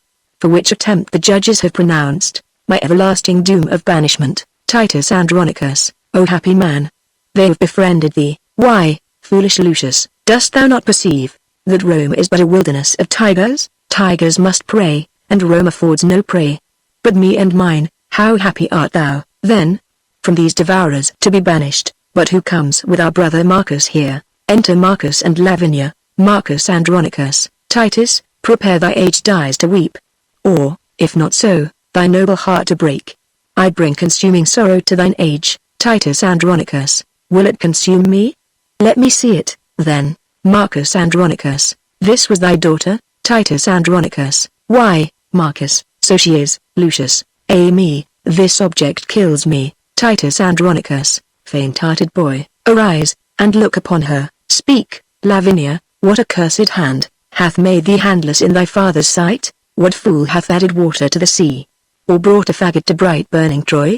My grief was at the height before thou camest, And now like Nilus, it disdaineth bounds. Give me a sword, I'll chop off my hands too. For they have fought for Rome, and all in vain. And they have nursed this woe, in feeding life. In bootless prayer have they been held up. And they have served me to effectless use. Now all the service I require of them, is that the one will help to cut the other. 'Tis well, Lavinia, that thou hast no hands. For hands, to do Rome service, are but vain. Lucius, speak, gentle sister, who hath martyred thee? Marcus Andronicus. Oh, that delightful engine of her thoughts, that blabbed them with such pleasing eloquence, is torn from forth that pretty hollow cage, where, like a sweet melodious bird, it sung, sweet varied notes, enchanting every ear. Lucius, oh, say thou for her, who hath done this deed? Marcus Andronicus, oh, thus I found her, straying in the park, seeking to hide herself, as doth a deer, that hath received some unrecuring wound. Titus Andronicus, it was my dear, and he that wounded her, hath hurt me more than had he killed me dead. For now I stand as one upon a rock, environed with a wilderness of sea, who marks the waxing tide grow wave by wave, expecting ever when some envious surge, will in his brinish bowels swallow him. This way to death my wretched sons are gone. Here stands my other son, a banished man. And here my brother, weeping at my woes, but that which gives my soul the greatest spurn, is dear Lavinia, dearer than my soul. Had I but seen thy picture in this plight, it would have madded me. What shall I do, now I behold thy lively body so? Thou hast no hands, to wipe away thy tears, nor tongue, to tell me who hath martyred thee. Thy husband he is dead, and for his death, thy brothers are condemned, and dead by this. Look, Marcus. Ah, son Lucius, look on her. When I did name her brothers, then fresh tears stood on her cheeks, as doth the honeydew upon a gathered lily almost withered. Marcus Andronicus. Perchance she weeps because they killed her husband. Perchance because she knows them innocent. Titus Andronicus. If they did kill thy husband, then be joyful, because the law hath ta'en revenge on them. No, no, they would not do so foul a deed. Witness the sorrow that their sister makes. Gentle Lavinia, let me kiss thy lips, or make some sign how I may do thee ease. Shall thy good uncle, and thy brother Lucius, and thou, and I, sit round about some fountain, looking all downwards to behold our cheeks, how they are stained, as meadows, yet not dry, with miry slime left on them by a flood? And in the fountain shall we gaze so long, till the fresh taste be taken from that clearness, and made a brine pit with our bitter tears? Or shall we cut away our hands, like thine? Or shall we bite our tongues, and in dumb shows, pass the remainder of our hateful days? What shall we do? Let us, that have our tongues, plot some deuce of further misery, to make us wondered at in time to come. Lucius, sweet father, cease your tears, for, at your grief, see how my wretched sister sobs and weeps. Marcus Andronicus, patience, dear niece. Good Titus, dry thine eyes. Titus Andronicus, ah, Marcus, Marcus. Brother, well I wot, thy napkin cannot drink a tear of mine, for thou, poor man, hast drowned it with thine own. Lucius, ah, my Lavinia, I will wipe thy cheeks. Titus Andronicus, Marcus, Mark. I understand her signs. Had she a tongue to speak, now would she say, that to her brother which I said to thee. His napkin, with his true tears all wet, can do no service on her sorrowful cheeks. Oh, what a sympathy of woe is this! As far from help as limbo is from bliss. Enter Aaron, Titus Andronicus, my lord the emperor, sends thee this word, that, if thou love thy sons, let Marcus, Lucius, or thyself, old Titus, or any one of you, chop off your hand, and send it to the king. He for the same, will send thee hither both thy sons alive, and that shall be the ransom for their fault. Titus Andronicus, O gracious emperor, O gentle Aaron, did ever raven sing so like a lark, that gives sweet tidings of the sun's uprise? With all my heart, I'll send the emperor my hand. Good Aaron, wilt thou help to chop it off? Lucius, stay, father. For that noble hand of thine, that hath thrown down so many enemies, shall not be sent. My hand will serve a turn. My youth can better spare my blood than you, and therefore mine shall save my brothers' lives. Marcus Andronicus, which of your hands hath not defended Rome, and reared aloft the bloody battle-axe, writing destruction on the enemy's castle? Oh, none of both, but I of high desert. My hand hath been but idle, let it serve, to ransom my two nephews from their death. Then have I kept it to a worthy end. Aaron, nay, come, agree whose hand shall go along, for fear they die before their pardon come. Marcus Andronicus, My hand shall go, Lucius, by heaven, it shall not go. Titus Andronicus, sirs, strive no more, such withered herbs as these, are meet for plucking up, and therefore mine, Lucius, sweet father, if I shall be thought thy son, let me redeem my brothers both from death, Marcus Andronicus, and, for our father's sake and mother's care, now let me show a brother's love to thee, Titus Andronicus. Agreed between you, I will spare my hand, Lucius, then I'll go fetch an axe, Marcus Andronicus, but I will use the axe. Exeunt Lucius and Marcus. Titus Andronicus, come hither, Aaron, I'll deceive them both. Lend me thy hand, and I will give thee mine. Aaron, aside, if that be called deceit, I will be honest, and never, whilst I live, deceive men so, but I'll deceive you in another sort, and that you'll say, ere half an hour pass. Cuts off Titus's hand, re-enter Lucius and Marcus. Titus Andronicus, now stay your strife, what shall be is dispatched. Good Aaron, give his majesty my hand. Tell him it was a hand that warded him from 1,000 dangers. Bid him bury it. More hath it merited, that let it have. As for my sons, say I account of them, as jewels purchased at an easy price. And yet dear too, because I bought mine own. Aaron, I go, Andronicus, and for thy hand, look by and by to have thy sons with thee, aside, their heads, I mean. Oh, how this villainy, doth fat me with the very thoughts of it. Let fools do good, and fair men call for grace. Aaron will have his soul black like his face. Exit. Titus Andronicus, oh, here I lift this one hand up to heaven, and bow this feeble ruin to the earth.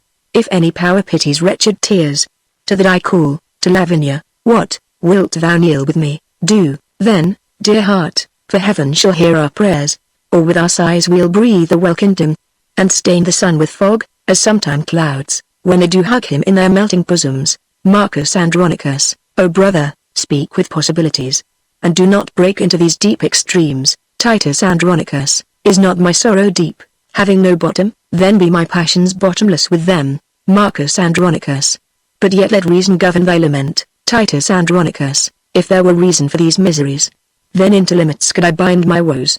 When heaven doth weep, doth not the earth o'er flow?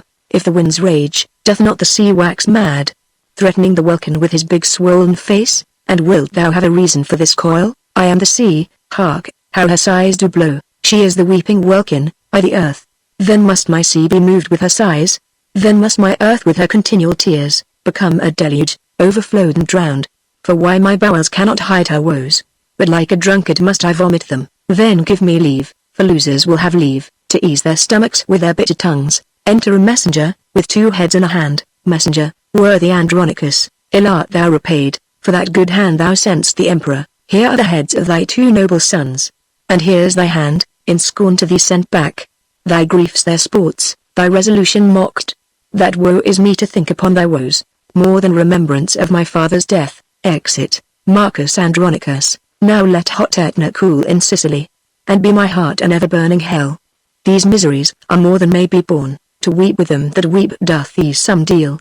But sorrow flouted at his double death. Lucius, ah, that this sight should make so deep a wound, and yet detested life not shrink thereat, that ever death should let life bear his name, where life hath no more interest but to breathe. Lavinia kisses Titus. Marcus Andronicus, alas, poor heart, that kisses comfortless, as frozen water to a starved snake. Titus Andronicus, when will this fearful slumber have an end? Marcus Andronicus, now, farewell, flattery, die. Andronicus, thou dost not slumber, see, thy 2 sons' heads, thy warlike hand, thy mangled daughter here, thy other banished son, with this dear sight, struck pale and bloodless, and thy brother, I, even like a stony image, cold and numb. Ah, now no more will I control thy griefs. Rend off thy silver hair, thy other hand, gnawing with thy teeth, and be this dismal sight the closing up of our most wretched eyes. Now is a time to storm. Why art thou still? Titus Andronicus, ha, ha, ha. Marcus Andronicus, why dost thou laugh? It fits not with this hour. Titus Andronicus, why, I have not another tear to shed. Besides, this sorrow is an enemy, and would usurp upon my watery eyes, and made them blind with tributary tears. Then which way shall I find revenge's cave? For these 2 heads do seem to speak to me, and threat me I shall never come to bliss, till all these mischiefs be returned again, even in their throats that have committed them. Come, let me see what task I have to do. You heavy people, circle me about, that I may turn me to each one of you, and swear unto my soul to right your wrongs. The vow is made.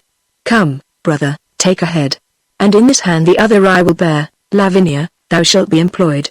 These arms, bear thou my hand, sweet wench, between thy teeth. As for thee, boy, go get thee from my sight.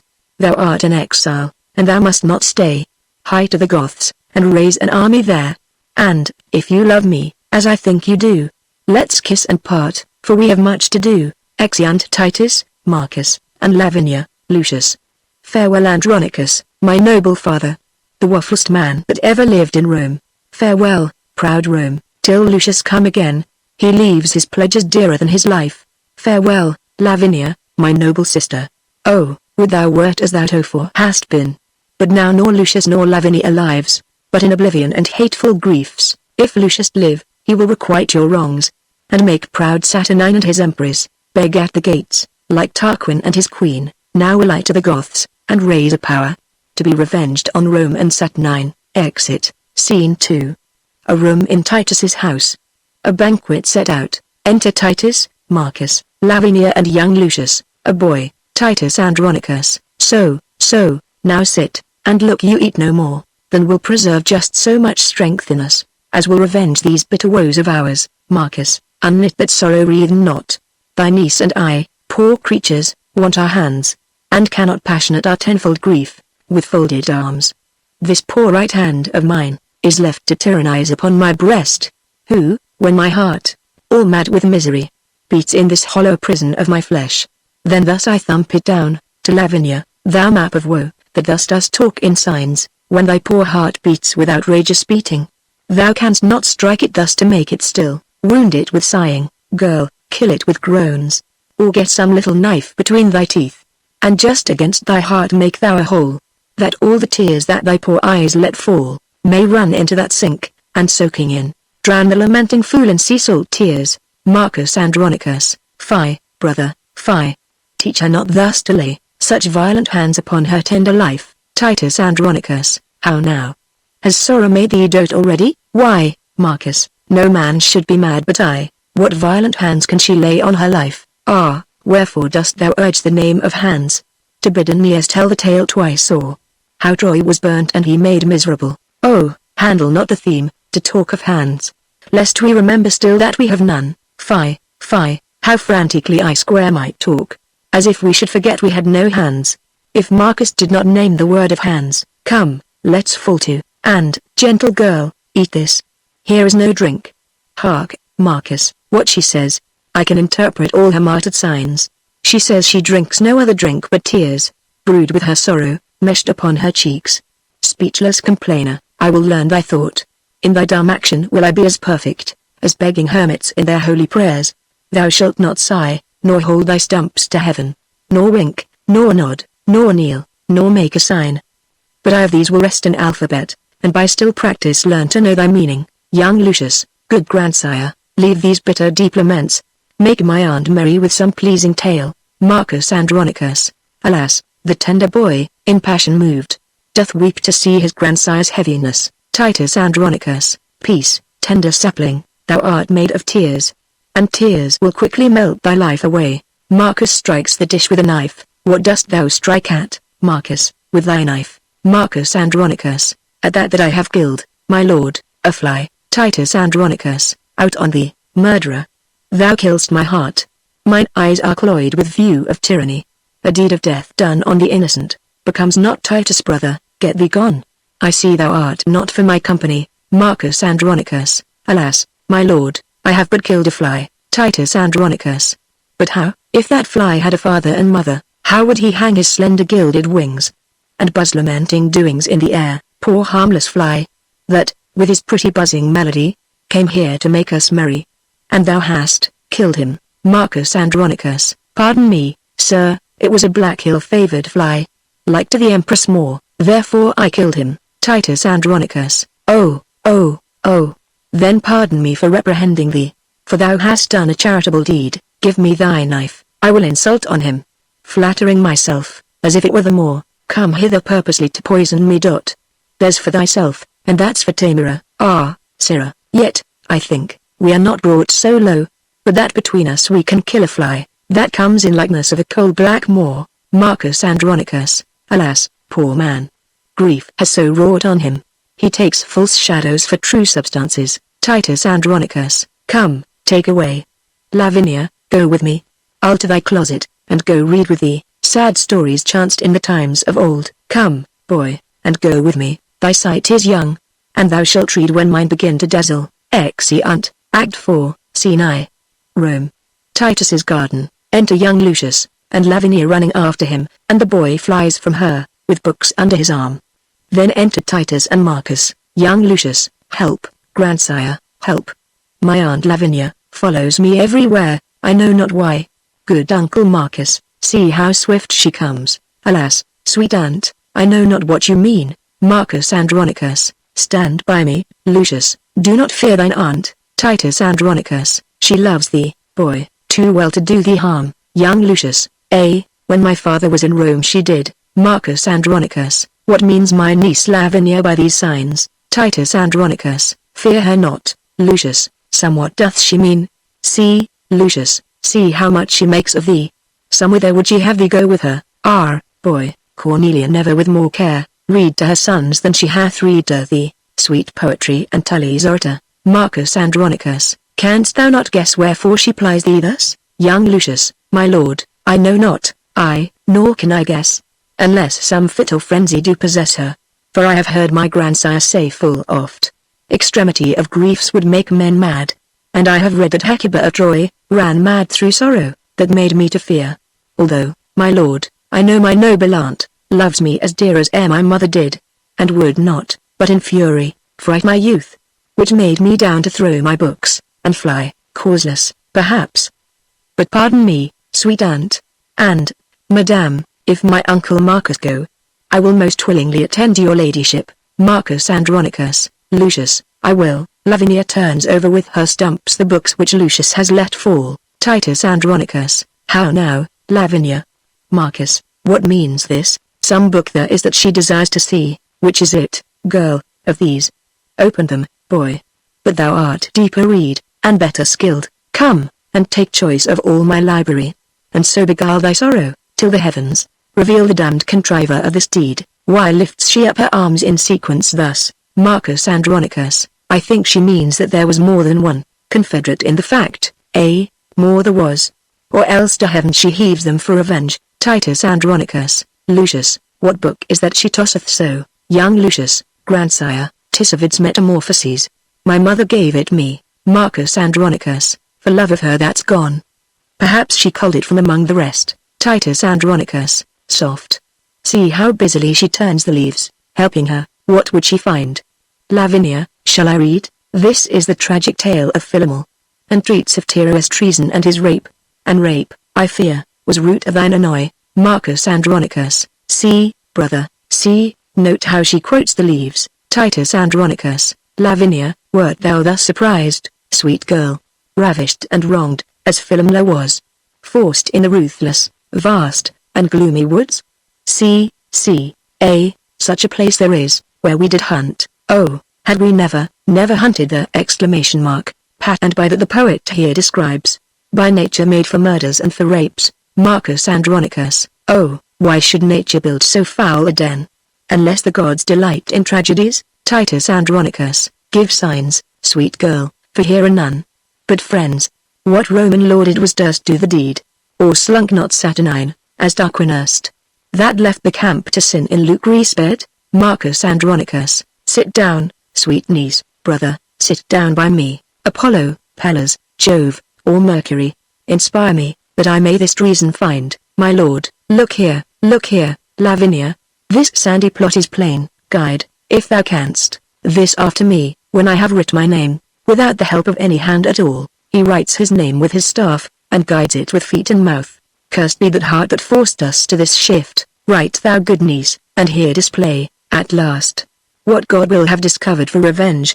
Heaven guide thy pen to print thy sorrows plain, that we may know the traitors and the truth. She takes the staff in her mouth, and guides it with her stumps, and writes, Titus Andronicus. Oh, do ye read, my lord, what she hath writ? Stubrum, Chiron, Demetrius, Marcus Andronicus, What? The lustful sons of Tamara, performers of this heinous, bloody deed, Titus Andronicus, Magni Dominator Pili, Tam Lentes Ordis Silra, Tam Lentes Vides, Marcus Andronicus. Oh, calm thee, gentle lord, although I know, there is enough written upon this earth, to stir a mutiny in the mildest thoughts, and arm the minds of infants to exclaims, my lord, kneel down with me, Lavinia, kneel, and kneel, sweet boy, the Roman Hector's hope, and swear with me, as, with the waffle fear, and father of that chaste dishonored dame, Lord Junius Brutus swear for Lucrece rape, that we will prosecute by good advice, mortal revenge upon these traitorous Goths,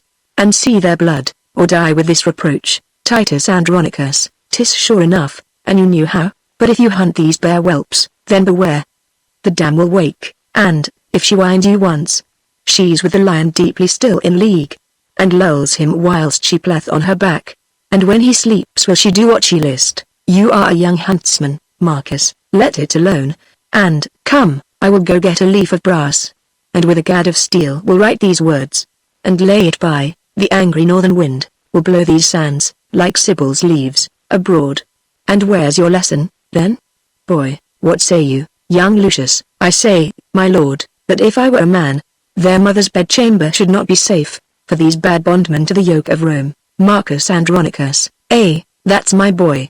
Thy father hath full oft, for his ungrateful country done the like, young Lucius, and, uncle, so will I, and if I live, Titus Andronicus, come, go with me into mine armory. Lucius, I'll fit thee, and withal, my boy, shalt carry from me to the empress' sons, presents that I intend to send them both. Come, fool, do thy message, wilt thou not, young Lucius? With my dagger in their bosoms, grandsire, Titus Andronicus. No, boy, not so, I'll teach thee another course, Lavinia, come. Marcus, look to my house. Lucius and I'll go brave it at the court. Marry, will we, sir, and we'll be waited on. Exeunt Titus, Lavinia, and young Lucius, Marcus Andronicus. O heavens, can you hear a good man groan, and not relent, or not compassion him, Marcus, attend him in his ecstasy, that hath more scars of sorrow in his heart, than Fman's marks upon his battered shield. But yet so just that he will not revenge, ye heavens, for old Andronicus. Exit, Scene 2. The same. A room in the palace. Enter, from one side, Aaron, Demetrius, and Chiron, from the other side, young Lucius, and an attendant, with a bundle of weapons, and verses writ upon them. Chiron, Demetrius, here's the son of Lucius. He hath some message to deliver us. Aaron, some mad message from his mad grandfather. Young Lucius, my lords, with all the humbleness I may, I greet your honors from Andronicus, aside, and pray the Roman gods confound you both. Demetrius, gramercy, lovely Lucius, what's the news? Young Lucius, aside, that you are both deciphered, that's the news. For villains marked with rape. May it please you, my grandsire, well advised, hath sent by me, the goodliest weapons of his armory, to gratify your honorable youth, the hope of Rome, for so he bade me say. And so I do, and with his gifts present, your lordships, that, whenever you have need, you may be armed and appointed well. And so I leave you both, aside, like bloody villains. Exeunt young Lucius, and attendant, Demetrius. What's here? A scroll, and written round about, let's see. Reads, Integer vitae, Caelirisque puris, non aget mor ejaculis, nekaku. Chiron, oh, 'tis a verse in Horace, I know it well. I read it in the grammar long ago. Aaron, just, a verse in Horace, right, you have it, aside. Now, what a thing it is to be an ass. Here's no sound jest. The old man hath found their guilt, and sends them weapons wrapped about with lines, that wound, beyond their feeling, to the quick. But were our witty empress well afoot, she would applaud Andronicus' conceit, but let her rest in her unrest a while. And now, young lords, was not a happy star, led us to Rome, strangers, and more than so, captives, to be advanced to this height. It did me good, before the palace gate, to brave the tribune in his brother's hearing, Demetrius. But me more good, to see so great a lord, basely insinuate and send us gifts. Aaron, had he not reason, Lord Demetrius?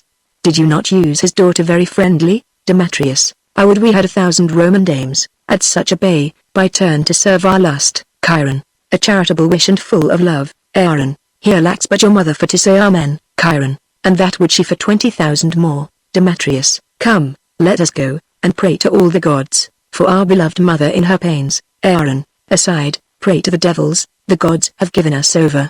Trumpets sound within, Demetrius. Why do the emperor's trumpets flourish thus, Chiron? Belike, for joy the emperor hath a son, Demetrius. Soft. Who comes here? Enter a nurse, with a blackamoor child in her arms. Nurse, good morrow, lords. Oh, tell me, did you see Aaron the Moor? Aaron, well, more or less, or ne'er a whit at all. Here Aaron is, and what with Aaron now? Nurse, O gentle Aaron, we are all undone. Now help, or woe betide thee evermore. Aaron, why, what a caterwauling dost thou keep? What dost thou wrap and fumble in thine arms? Nurse, oh, that which I would hide from heaven's eye. Our empress' shame, and stately Rome's disgrace. She is delivered, lords, she is delivered. Aaron, to whom? Nurse, I mean, she is brought a bed. Aaron, well, God give her good rest. What hath he sent her? Nurse, a devil. Aaron, why, then she is the devil's dam. A joyful issue. Nurse, a joyless, dismal, black, and sorrowful issue. Here is the babe, as loathsome as a toad, amongst the fairest breeders of our clime. The empress sends it thee, thy stamp, thy seal, and bids thee christen it with thy dagger's point. Aaron, zoons, ye whore. Is black so base a hue? Sweet blouse, you are a beauteous blossom, sure. Demetrius, villain, what hast thou done? Aaron, that which thou canst not undo. Chiron, thou hast undone our mother. Aaron, villain, I have done thy mother. Demetrius, and therein, hellish dog, thou hast undone, woe to her chance, and damned her loathed choice, accursed the offspring of so foul a fiend. Chiron, it shall not live. Aaron, it shall not die. Nurse, Aaron, it must, the mother wills it so. Aaron, what, must it, nurse? Then let no man but I, do execution on my flesh and blood. Demetrius, I'll broach the tadpole on my rapier's point. Nurse, give it me, my sword shall soon dispatch it. Aaron, sooner this sword shall plough thy bowels up. Takes the child from the nurse, and draws. Stay, murderous villains. Will you kill your brother? Now, by the burning tapers of the sky, that shone so brightly when this boy was got. He dies upon my scimitar's sharp point, that touches this my firstborn son and heir. I tell you, younglings, not Enceladus, with all his threatening band of Typhon's brood, nor great Alcides, nor the god of war, shall seize this prey out of his father's hands. What, ye sanguine, shallow-hearted boys, ye white-limed walls, ye alehouse-painted signs, coal black is better than another hue, in that it scorns to bear another hue. For all the water in the ocean, can never turn the swan's black legs to white. Although she lave them early in the flood, tell the empress from me, I'm of age, to keep mine own, excuse it how she can. Demetrius, wilt thou betray thy noble mistress thus? Aaron, my mistress is my mistress, this myself, the vigor and the picture of my youth. This before all the world do I prefer. This maker all the world will I keep safe, or some of you shall smoke for it in Rome. Demetrius, by this our mother is forever shamed. Chiron, Rome will despise her for this foul escape. Nurse, the emperor, in his rage, will doom her death. Chiron, I blush to think upon this ignominy. Aaron, why, there's the privilege your beauty bears. Fie, treacherous hue, that will betray with blushing, the close enacts and counsels of the heart. Here's a young lad framed of another leer.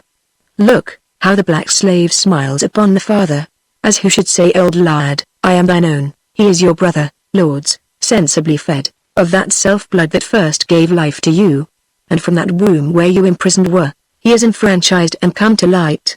Nay, he is your brother by the surer side, although my seal be stamped in his face. Nurse, Aaron, what shall I say unto the emperors? Demetrius, advise thee, Aaron, what is to be done?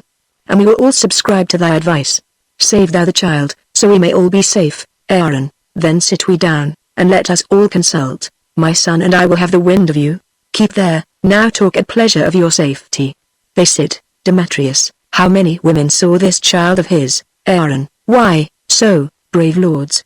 When we join in league, I am a lamb, but if you brave the moor, the chafed boar, the mountain lioness, the ocean swells not so as errant storms. But say, again, how many saw the child? Nurse, Cornelia the midwife and myself, and no one else but the delivered empress. Aaron, the empress, the midwife, and yourself. Two may keep counsel when the third's away. Go to the Empress, tell her this I said. He kills the nurse, weak, weak. So cries a pig prepared to the spit. Demetrius, what meanst thou, Aaron? Wherefore didst thou this, Aaron? O Lord, sir, 'tis a deed of policy. Shall she live to betray this guilt of ours? A long-tongued babbling gossip? No, lords, number, and now be it known to you my full intent, not far, 1 mule lives, my countrymen. His wife but yesternight was brought to bed. His child is like to her, fair as you are. Go pack with him, and give the mother gold. And tell them both the circumstance of all, and how by this their child shall be advanced, and be received for the emperor's heir, and substituted in the place of mine, to calm this tempest whirling in the court. And let the emperor dandle him for his own. Hark ye, lords, ye see I have given her physic, pointing to the nurse, and you must needs bestow her funeral. The fields are near, and you are gallant grooms. This done, see that you take no longer days, but send the midwife presently to me. The midwife and the nurse well made away. Then let the ladies tattle what they please. Chiron, Aaron, I see thou wilt not trust the heir, with secrets, Demetrius, for this care of Daimra. Herself and hers are highly bound to thee. Exeunt Demetrius and Chiron bearing off the nurse's body. Aaron, now to the Goths, as swift as swallow flies. There to dispose this treasure in mine arms, and secretly to greet the empress' friends. Come on, you thick-lipped slave, I'll bear you hence. For it is you that puts us to our shifts. I'll make you feed on berries and on roots, and feed on curds and whey, and suck the goat, and cabin in a cave, and bring you up, to be a warrior, and command a camp. Exit, Scene 3. The same. A public place. Enter Titus, bearing arrows with letters at the ends of them, with him, Marcus, young Lucius, Publius, Sempronius, Keys, and other gentlemen, with bows. Titus Andronicus, come, Marcus, come, kinsman. This is the way, sir boy, now let me see your archery. Look ye draw home enough, and 'tis the straight, terras astra reliquid. Be you remembered, Marcus, she's gone, she's fled, sirs, take you to your tools. You, cousins, shall, go sound the ocean, and cast your nets. Happily you may catch her in the sea, yet there's as little justice as at land. No, Publius and Sempronius, you must do it. 'Tis you must dig with mattock and with spade, and pierce the inmost center of the earth. Then, when you come to Pluto's region, I pray you, deliver him this petition. Tell him, it is for justice and for aid, and that it comes from old Andronicus, shaken with sorrows in ungrateful Rome. Ah, Rome. Well, well, I made thee miserable, what time I threw the people's suffrages, on him that thus doth tyrannize o'er me. Go, get you gone, and pray be careful all, and leave you not a man of war unsurged. This wicked emperor may have shipped her hence. And, kinsman, then we may go pipe for justice. Marcus Andronicus, O Publius, is not this a heavy case, to see thy noble uncle thus distract? Publius, therefore, my lord, it highly as concerns, by day and night to attend him carefully, and feed his humour kindly as we may, till time beget some careful remedy. Marcus Andronicus, kinsman, his sorrows are past remedy, join with the Goths, and with revengeful war, take wreak on Rome for this ingratitude, and vengeance on the traitor Saturnine. Titus Andronicus, Publius, how now? How now, my masters, what, have you met with her? Publius, no, my good lord, but Pluto sends you word. If you will have revenge from hell, you shall. Marry, for justice, she is so employed. He thinks, with Jove in heaven, or somewhere else. So that perforce you must needs stay a time. Titus Andronicus, he doth me wrong to feed me with delays. I'll dive into the burning lake below, and pull her out of Acheron by the heels. Marcus, we are but shrubs, no cedars we, no big-boned men framed of the Cyclops size, but metal, Marcus, steel to the very back, yet wrung with wrongs more than our backs can bear. And, sith there's no justice in earth nor hell, we will solicit heaven and move the gods, to send down justice for to wreak our wrongs. Come, to this gear. You are a good archer, Marcus. He gives them the arrows. Ad Jovem, that's for you. Here, ad Apollinum. Ad Martem, that's for myself. Here, boy, to Pallas. Here, to Mercury. To Saturn, Keys, not to Saturnine. You were as good to shoot against the wind, to it, boy. Marcus, loose when I bid, of my word, I have written to effect. There's not a god left unsolicited. Marcus Andronicus, kinsman, shoot all your shafts into the court. We will afflict the emperor in his pride. Titus Andronicus, now, Masters, draw, they shoot. Oh, well said, Lucius, good boy, in Virgo's lap, give it Pallas. Marcus Andronicus, my lord, I aim a mile beyond the moon. Your letter is with Jupiter by this, Titus Andronicus. Ha, ha, Publius, what hast thou done? See, thou hast shot off one of Taurus' horns. Marcus Andronicus, this was the sport, my lord, when Publius shot. The bull, being galled, gave Ares such a knock, that down fell both the ram's horns in the court.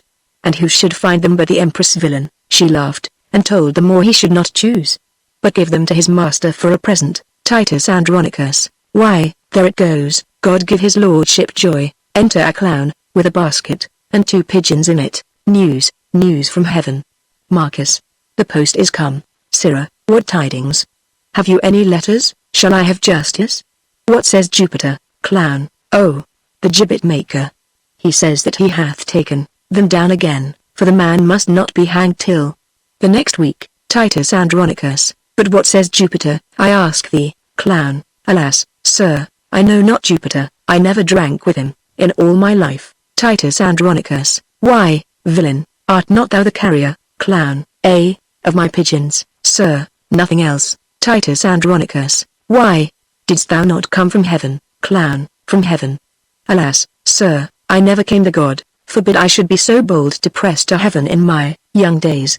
Why, I am going with my pigeons to the tribunal plebs, to take up a matter of brawl betwixt my uncle and one of the imperial's men. Marcus Andronicus, why, sir, that is as fit as can be to serve for your oration, and let him deliver the pigeons to the emperor from you. Titus Andronicus, tell me, can you deliver an oration to the emperor with grace? Clown, nay, truly, sir, I could never say grace in all my life. Titus Andronicus, sirrah, come hither, make no more ado, but give your pigeons to the emperor.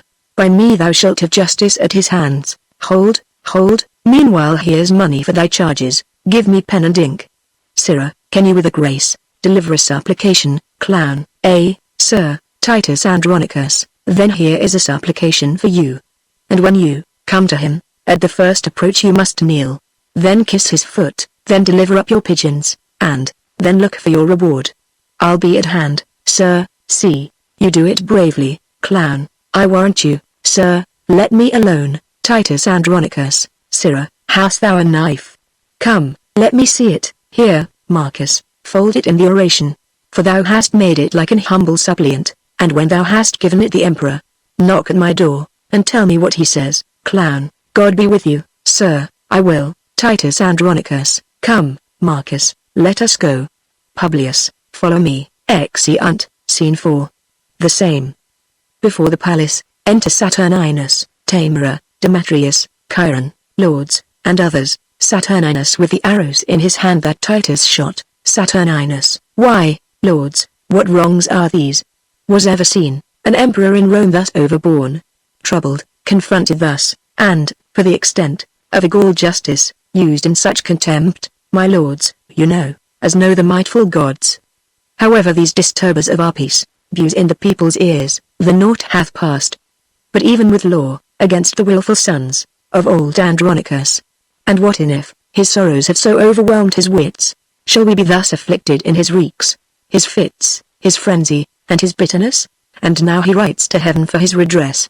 See, here's to Jove, and this to Mercury, this to Apollo, this to the god of war. Sweet scrolls to fly about the streets of Rome. What's this but libeling against the Senate, and blazoning our injustice everywhere? A goodly humor, is it not, my lords? As who would say, in Rome no justice were, but if I live, his feigned ecstasies shall be no shelter to these outrages. But he and his shall know that justice lives in Saturninus' health, whom, if she sleep, he'll so awake as she in fury shall cut off the proudest conspirator that lives. Tamara, my gracious lord, my lovely Saturnine, lord of my life, commander of my thoughts, calm thee, and bear the faults of Titus sage, the effects of sorrow for his valiant sons, whose loss hath pierced him deep and scarred his heart, and rather comfort his distressed plight, than prosecute the meanest or the best, for these contempts, aside. Why, thus it shall become, high-witted Tamara to gloze with all. But, Titus, I have touched thee to the quick, thy life blood out, if Aaron now be wise, then is all safe. The anchor's in the port. Enter clown. How now, good fellow? Wouldst thou speak with us, clown? Yea, forsooth, and your Mr. Ship be imperial, Tamara, empress I am, but yonder sits the emperor, clown, 'tis he. God and Saint Stephen give you good den. I have brought you a letter and a couple of pigeons here. Saturninus reads the letter. Saturninus, go, take him away, and hang him presently, clown. How much money must I have, Tamara? Come, sirrah, you must be hanged, clown, hanged. By Our Lady, then I have brought up an neck to, a fair end, exit, guarded, Saturninus. Despiteful and intolerable wrongs, shall I endure this monstrous villainy? I know from whence this same device proceeds. May this be born ?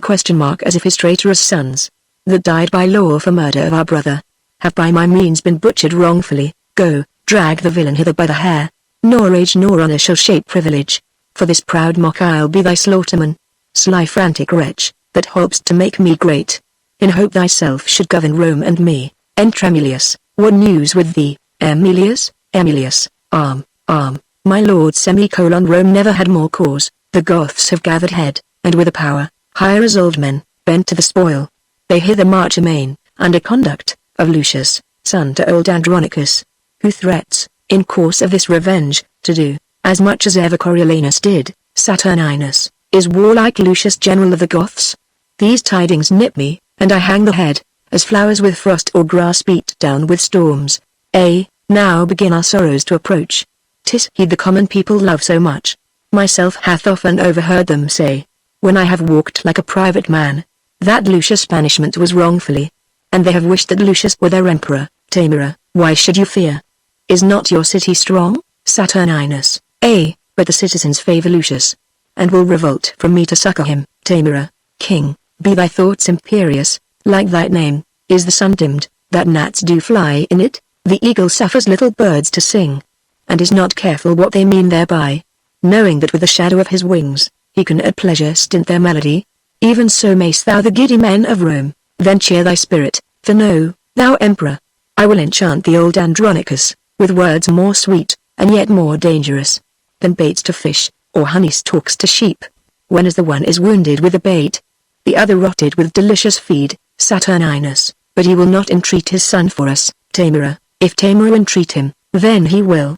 For I can smooth and fill his aged ear, with golden promises, that, were his heart, almost impregnable, his old ears deaf, yet should both ear and heart obey my tongue. To Emilius, go thou before, be our ambassador. Say that the emperor requests a parley, of warlike Lucius, and appoint the meeting, even at his father's house, the old Andronicus. Saturninus, Emilius, do this message honorably. And if he stand on hostage for his safety, bid him demand what pledge will please him best. Emilius, your bidding shall I do effectually. Exit, Tamara. Now will I to that old Andronicus, and temper him with all the art I have, to pluck proud Lucius from the warlike Goths. And now, sweet temperer, be blithe again, and bury all thy fear in my devices. Saturninus, then go successively, and plead to him. Exeunt, Act 5, Scene I. Plains near Rome. Enter Lucius with an army of Goths, with drum and colours. Lucius, approved warriors, and my faithful friends, I have received letters from great Rome, which signify what hate they bear their emperor, and how desirous of our sight they are. Therefore, great lords, be, as your titles witness, imperious and impatient of your wrongs, and wherein Rome hath done you any scathe, let him make treble satisfaction. First Goth, brave slip, sprung from the great Andronicus, whose name was once our terror, now our comfort, whose high exploits and honorable deeds, ingrateful Rome requites with foul contempt. Be bold in us, we'll follow where thou led street, like stinging bees in hottest summer's day, led by their master to the flowered fields, and be avenged on cursed Tamara, all the Goths, and as he saith, so say we all with him. Lucius, I humbly thank him, and I thank you all, but who comes here, led by a lusty Goth? Enter a Goth, leading Aaron with his child in his arms. Second Goth, renowned Lucius, from our troops I strayed, to gaze upon a ruinous monastery. And, as I earnestly did fix mine eye, upon the wasted building, suddenly, I heard a child cry underneath the wall. I made unto the noise, when soon I heard, the crying babe controlled with this discourse. Peace, tawny slave, half me and half thy dam, did not thy hue bewray whose brat thou art? Had nature lent thee but thy mother's look? Villain, thou mightst have been an emperor, but where the bull and cow are both milk white, they never do beget a coal black calf. Peace, villain, peace! ! Even thus he rates the babe, for I must bear thee to a trusty Goth, who, when he knows thou art the Empress babe, will hold thee dearly for thy mother's sake. With this, my weapon drawn, I rushed upon him, surprised him suddenly, and brought him hither, to use as you think needful of the man. Lucius, O worthy Goth, this is the incarnate devil, that robbed Andronicus of his good hand. This is the pearl that pleased your Empress eye, and here's the base fruit of his burning lust. Say, wall-eyed slave, whither wouldst thou convey this growing image of thy fiend-like face? Why dost not speak? What, deaf? Not a word? A halter, soldiers! Hang him on this tree, and by his side his fruit of bastardy. Aaron, touch not the boy. He is of royal blood. Lucius, too like the sire for ever being good. First hang the child, that he may see it sprawl, a sight to vex the father's soul withal. Get me a ladder brought, which Aaron is made to ascend. Aaron, Lucius, save the child, and bear it from me to the Empress. If thou do this, I'll show thee wondrous things, that highly may advantage thee to hear.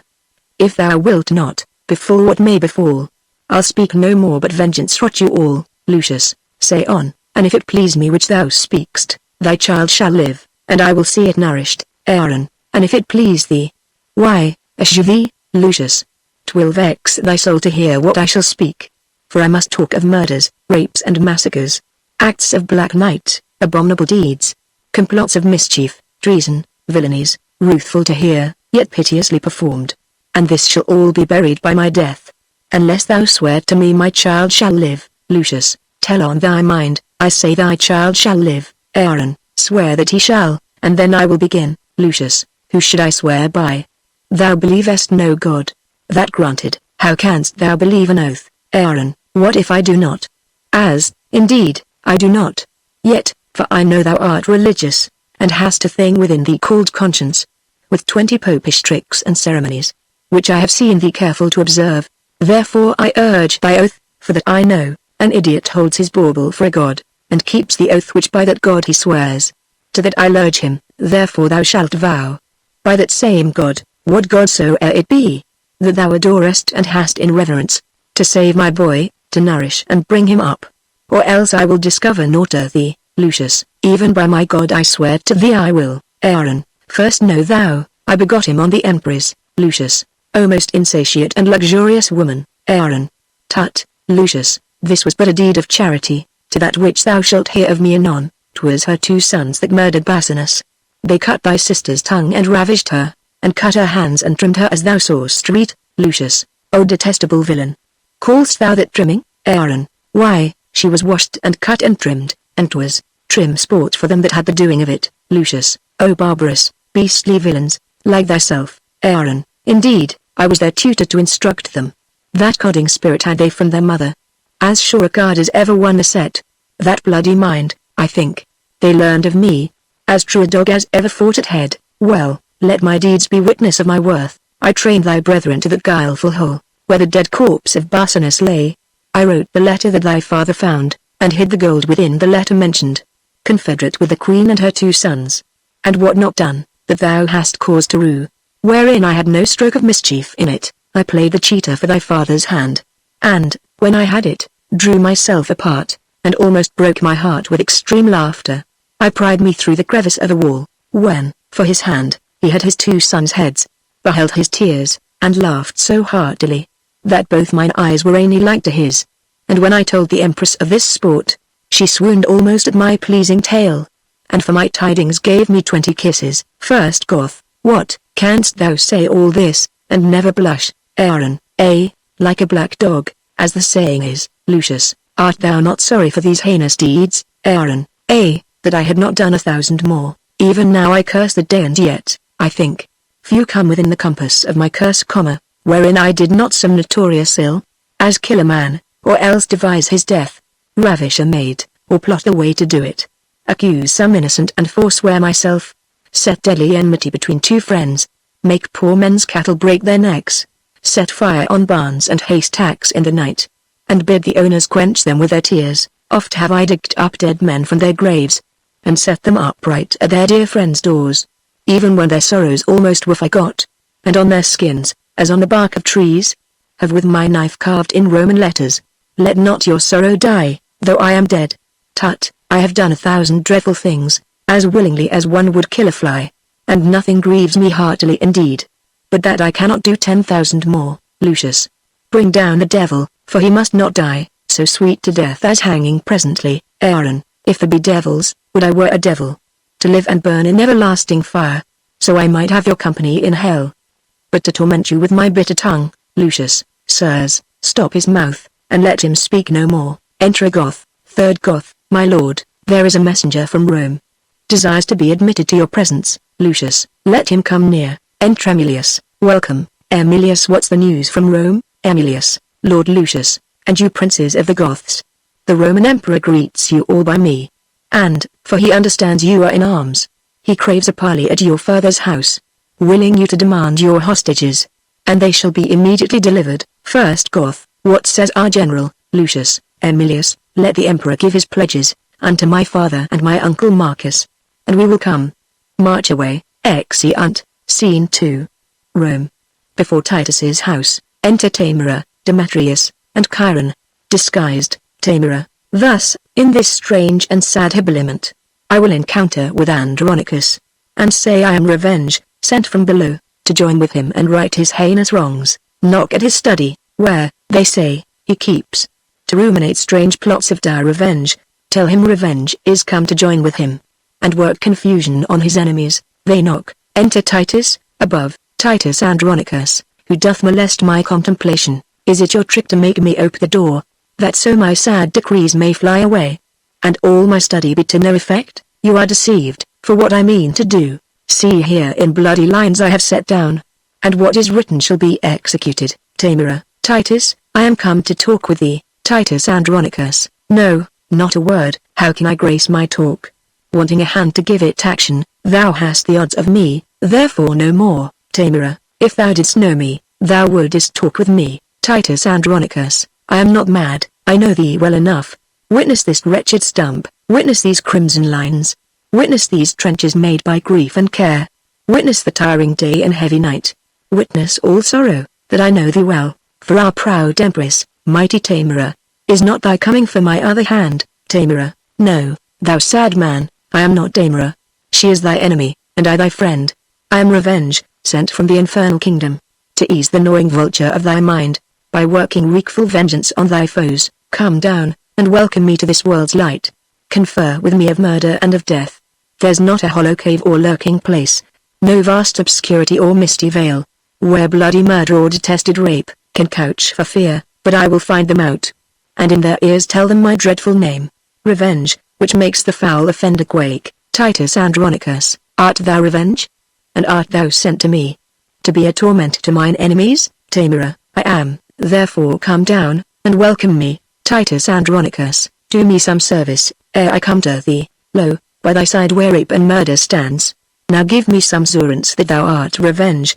Stab them, or tear them on thy chariot wheels, and then I'll come and be thy wagoner, and whirl along with thee about the globe. Provide thee 2 proper palfreys, black as jet, to hail thy vengeful wagon swift away, and find out murderers in their guilty caves. And when thy car is loaden with their heads, I will dismount, and by the wagon wheel, trot, like a servile footman, all day long, even from Hyperion's rising in the east, until his very downfall in the sea. And day by day I'll do this heavy task, so thou destroy rapine and murder there. Tamara, these are my ministers, and come with me. Titus Andronicus, are these thy ministers? What are they called? Tamara, rapine and murder, therefore called so, cause they take vengeance or such kind of men. Titus Andronicus, good lord, how like the empress' sons they are, and you, the empress. But we worldly men, have miserable, mad, mistaking eyes. O sweet revenge, now do I come to thee, and, if one arm's embracement will content thee, I will embrace thee in it by and by. Exit above. Tamara, this closing with him fits his lunacy, waiter I forged to feed his brain-sick fits. Do you uphold and maintain in your speeches, for now he firmly takes me for revenge, and, being credulous in this mad thought, I'll make him send for Lucius his son, and, whilst I at a banquet hold him sure, I'll find some cunning practice out of hand, to scatter and disperse the giddy Goths, or, at the least, make them his enemies. See, here he comes, and I must ply my theme. Enter Titus below. Titus Andronicus, long have I been forlorn, and all for thee. Welcome, dread fury, to my waffle house. Rapine and murder, you are welcome too. How like the Empress and her sons you are. Well are you fitted, had you but a more. Could not all hell afford you such a devil? For well I wot the Empress never wags. But in her company there is a more. And, would you represent our queen aright, it were convenient you had such a devil. But welcome, as you are. What shall we do, Tamara? What wouldst thou have us do? Andronicus, Demetrius, show me a murderer, I'll deal with him. Chiron, show me a villain that hath done a rape, and I am sent to be revenged on him. Tamara, show me 1,000 that have done thee wrong, and I will be revenged on them all. Titus Andronicus, look round about the wicked streets of Rome, and when thou find'st a man that's like thyself, good murder, stab him, he's a murderer, go thou with him, and when it is thy hap, to find another that is like to thee, good rapine, stab him, he's a ravisher, go thou with them, and in the emperor's court, there is a queen, attended by a Moor. Well mayst thou know her by thy own proportion, for up and down she doth resemble thee. I pray thee, do on 'em some violent death. They have been violent to me and mine. Tamara, well hast thou lessoned us, this shall we do, but would it please thee, good Andronicus, to send for Lucius, thy thrice valiant son, who leads towards Rome a band of warlike Goths, and bid him come and banquet at thy house. When he is here, even at thy solemn feast, I will bring in the Empress and her sons, the Emperor himself and all thy foes, and at thy mercy shalt they stoop and kneel, and on them shalt thou ease thy angry heart. What says Andronicus to this device? Titus Andronicus, Marcus, my brother. 'Tis sad Titus calls, enter Marcus, go, gentle Marcus, to thy nephew Lucius. Thou shalt inquire him out among the Goths. Bid him repair to me, and bring with him some of the chiefest princes of the Goths. Bid him encamp his soldiers where they are. Tell him the Emperor and the Empress too, feast at my house, and he shall feast with them. This do thou for my love, and so let him, as he regards his aged father's life. Marcus Andronicus, this will I do, and soon return again. Exit. Tamara, now will I hence about thy business, and take my ministers along with me. Titus Andronicus, nay, nay, let rape and murder stay with me, or else I'll call my brother back again, and cleave to no revenge but Lucius. Tamara, aside to her sons, what say you, boys?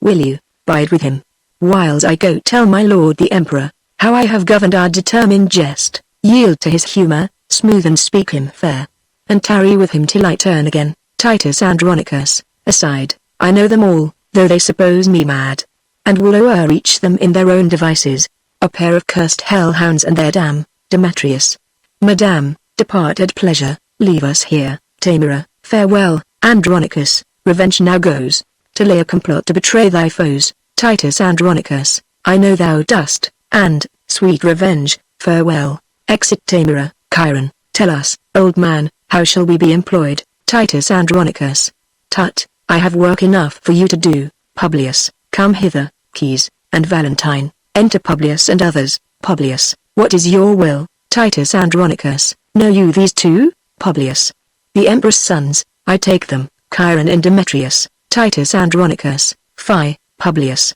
fie. Thou art too much deceived. The one is murder, rape is the other's name, and therefore bind them. Gentle Publius, Keys and Valentine, lay hands on them. Oft have you heard me wish for such an hour, and now I find it, therefore bind them sure, and stop their mouths, if they begin to cry. Exit. Publius, and see. Lay hold on Chiron and Demetrius. Chiron, villains, forbear. We are the Empress' sons, Publius, and therefore do we what we are commanded. Stop, close their mouths, let them not speak a word. Is he sure bound? Look that you bind them fast. Re-enter Titus, with Lavinia, he bearing a knife, and she a basin. Titus Andronicus, come, come, Lavinia, look, thy foes are bound. Sirs, stop their mouths, let them not speak to me, but let them hear what fearful words I utter. O villains, Chiron and Demetrius, here stands the spring whom you have stained with mud. This goodly summer with your winter mixed, you killed her husband, and for that vile fault, 2 of her brothers were condemned to death. My hand cut off and made a merry jest. Both her sweet hands, her tongue, and that more dear than hands or tongue, her spotless chastity, inhuman traitors, you constrained and forced. What would you say, if I should let you speak, villains? For shame you could not beg for grace. Hark, wretches. How I mean to martyr you, this one hand yet is left to cut your throats, whilst that Lavinia tween her stumps doth hold, the basin that receives your guilty blood. You know your mother means to feast with me, and calls herself revenge, and thinks me mad. Hark, villains! I will grind your bones to dust, and with your blood indeed I'll make a paste. And of the paste a coffin I will rear, and make 2 pasties of your shameful heads, and bid that strumpet, your unhallowed dam, like to the earth swallow her own increase. This is the feast that I have bid her to, and this the banquet she shall surfeit on. For worse than Philomel you used my daughter, and worse than Prawn I will be revenged. And now prepare your throats. Lavinia, come.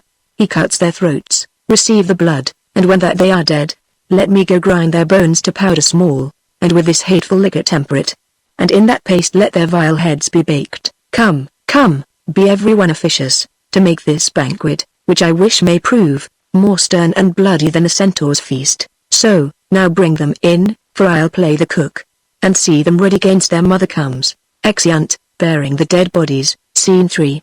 Court of Titus's house. A banquet set out. Enter Lucius, Marcus, and Goths, with Aaron prisoner. Lucius, Uncle Marcus, since it is my father's mind, that I repair to Rome, I am content. First Goth, and ours with thine, befall what fortune will. Lucius, good uncle, take you in this barbarous Moor, this ravenous tiger, this accursed devil. Let him receive no sustenance, fetter him, till he be brought unto the Empress' face, for testimony of her foul proceedings, and see the ambush of our friends be strong. I fear the Emperor means no good to us. Aaron, some devil whisper curses in mine ear, and prompt me, that my tongue may utter forth, the venomous malice of my swelling heart. Lucius, away, inhuman dog, unhallowed slave, sirs, help our uncle to convey him in. Exeunt Goths, with Aaron. Flourish within.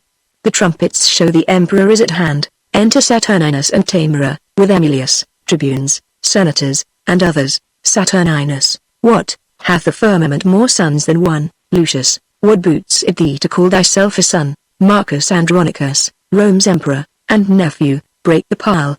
These quarrels must be quietly debated. The feast is ready, which the careful Titus hath ordained to an honorable end, for peace, for love, for league, and good to Rome. Please you, therefore, draw nigh, and take your places. Saturninus, Marcus, we will, hautboys sound. The company sit down at table. Enter Titus dressed like a cook, Lavinia veiled, young Lucius, and others. Titus places the dishes on the table. Titus Andronicus, welcome, my gracious lord, welcome, dread queen, welcome, ye warlike Goths, welcome, Lucius, and welcome, all, although the cheer be poor.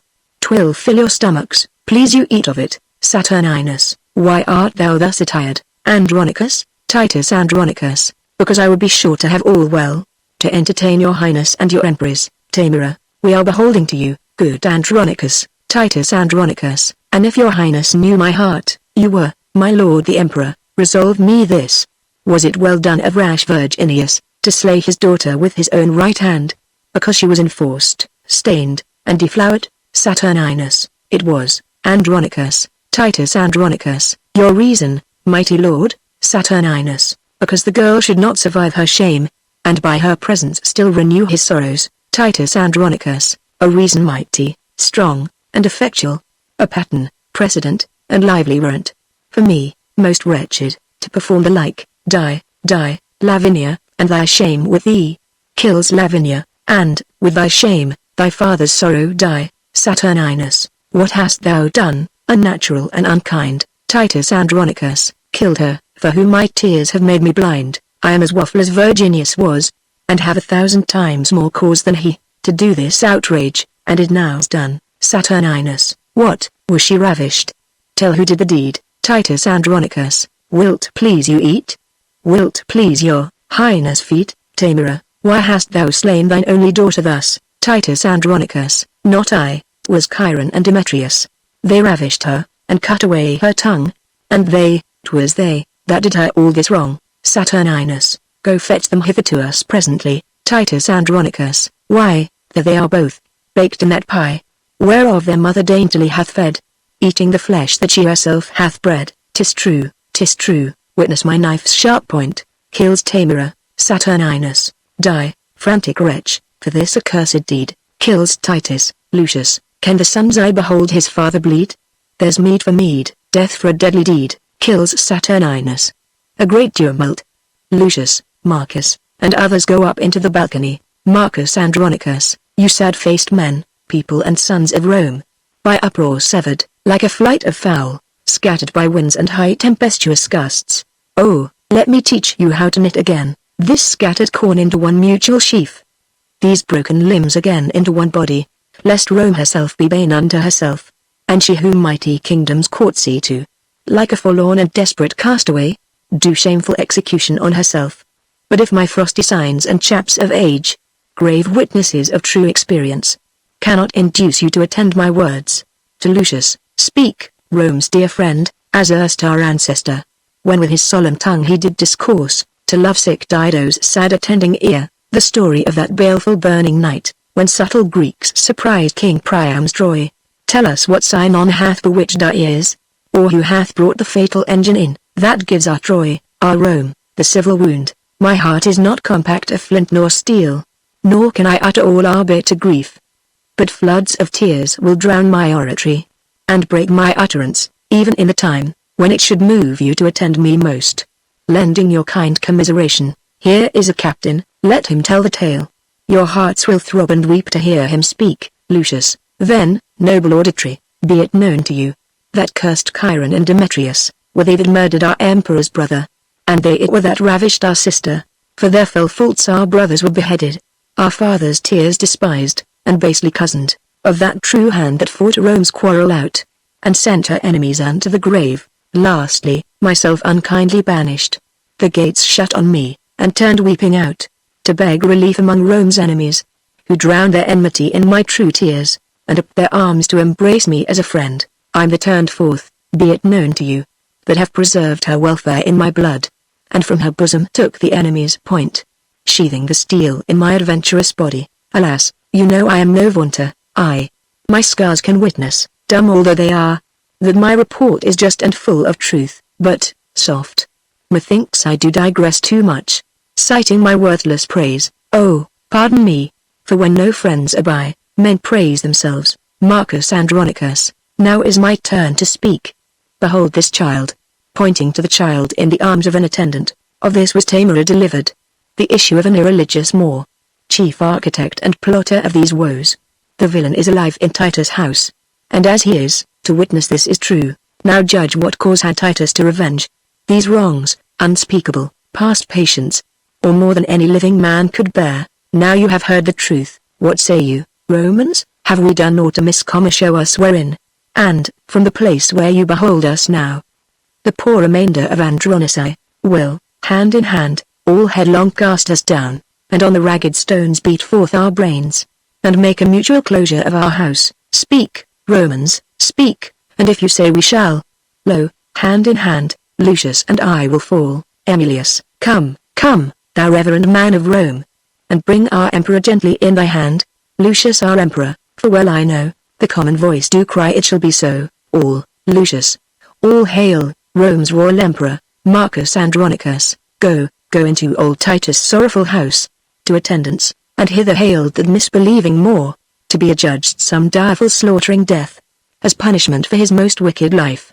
Exeunt attendants, Lucius, Marcus, and the others descend. All, Lucius, all hail, Rome's gracious governor. Lucius, thanks, gentle Romans, may I govern so, to heal Rome's harms, and wipe away her woe. But, gentle people, give me aim a while, for nature puts me to a heavy task.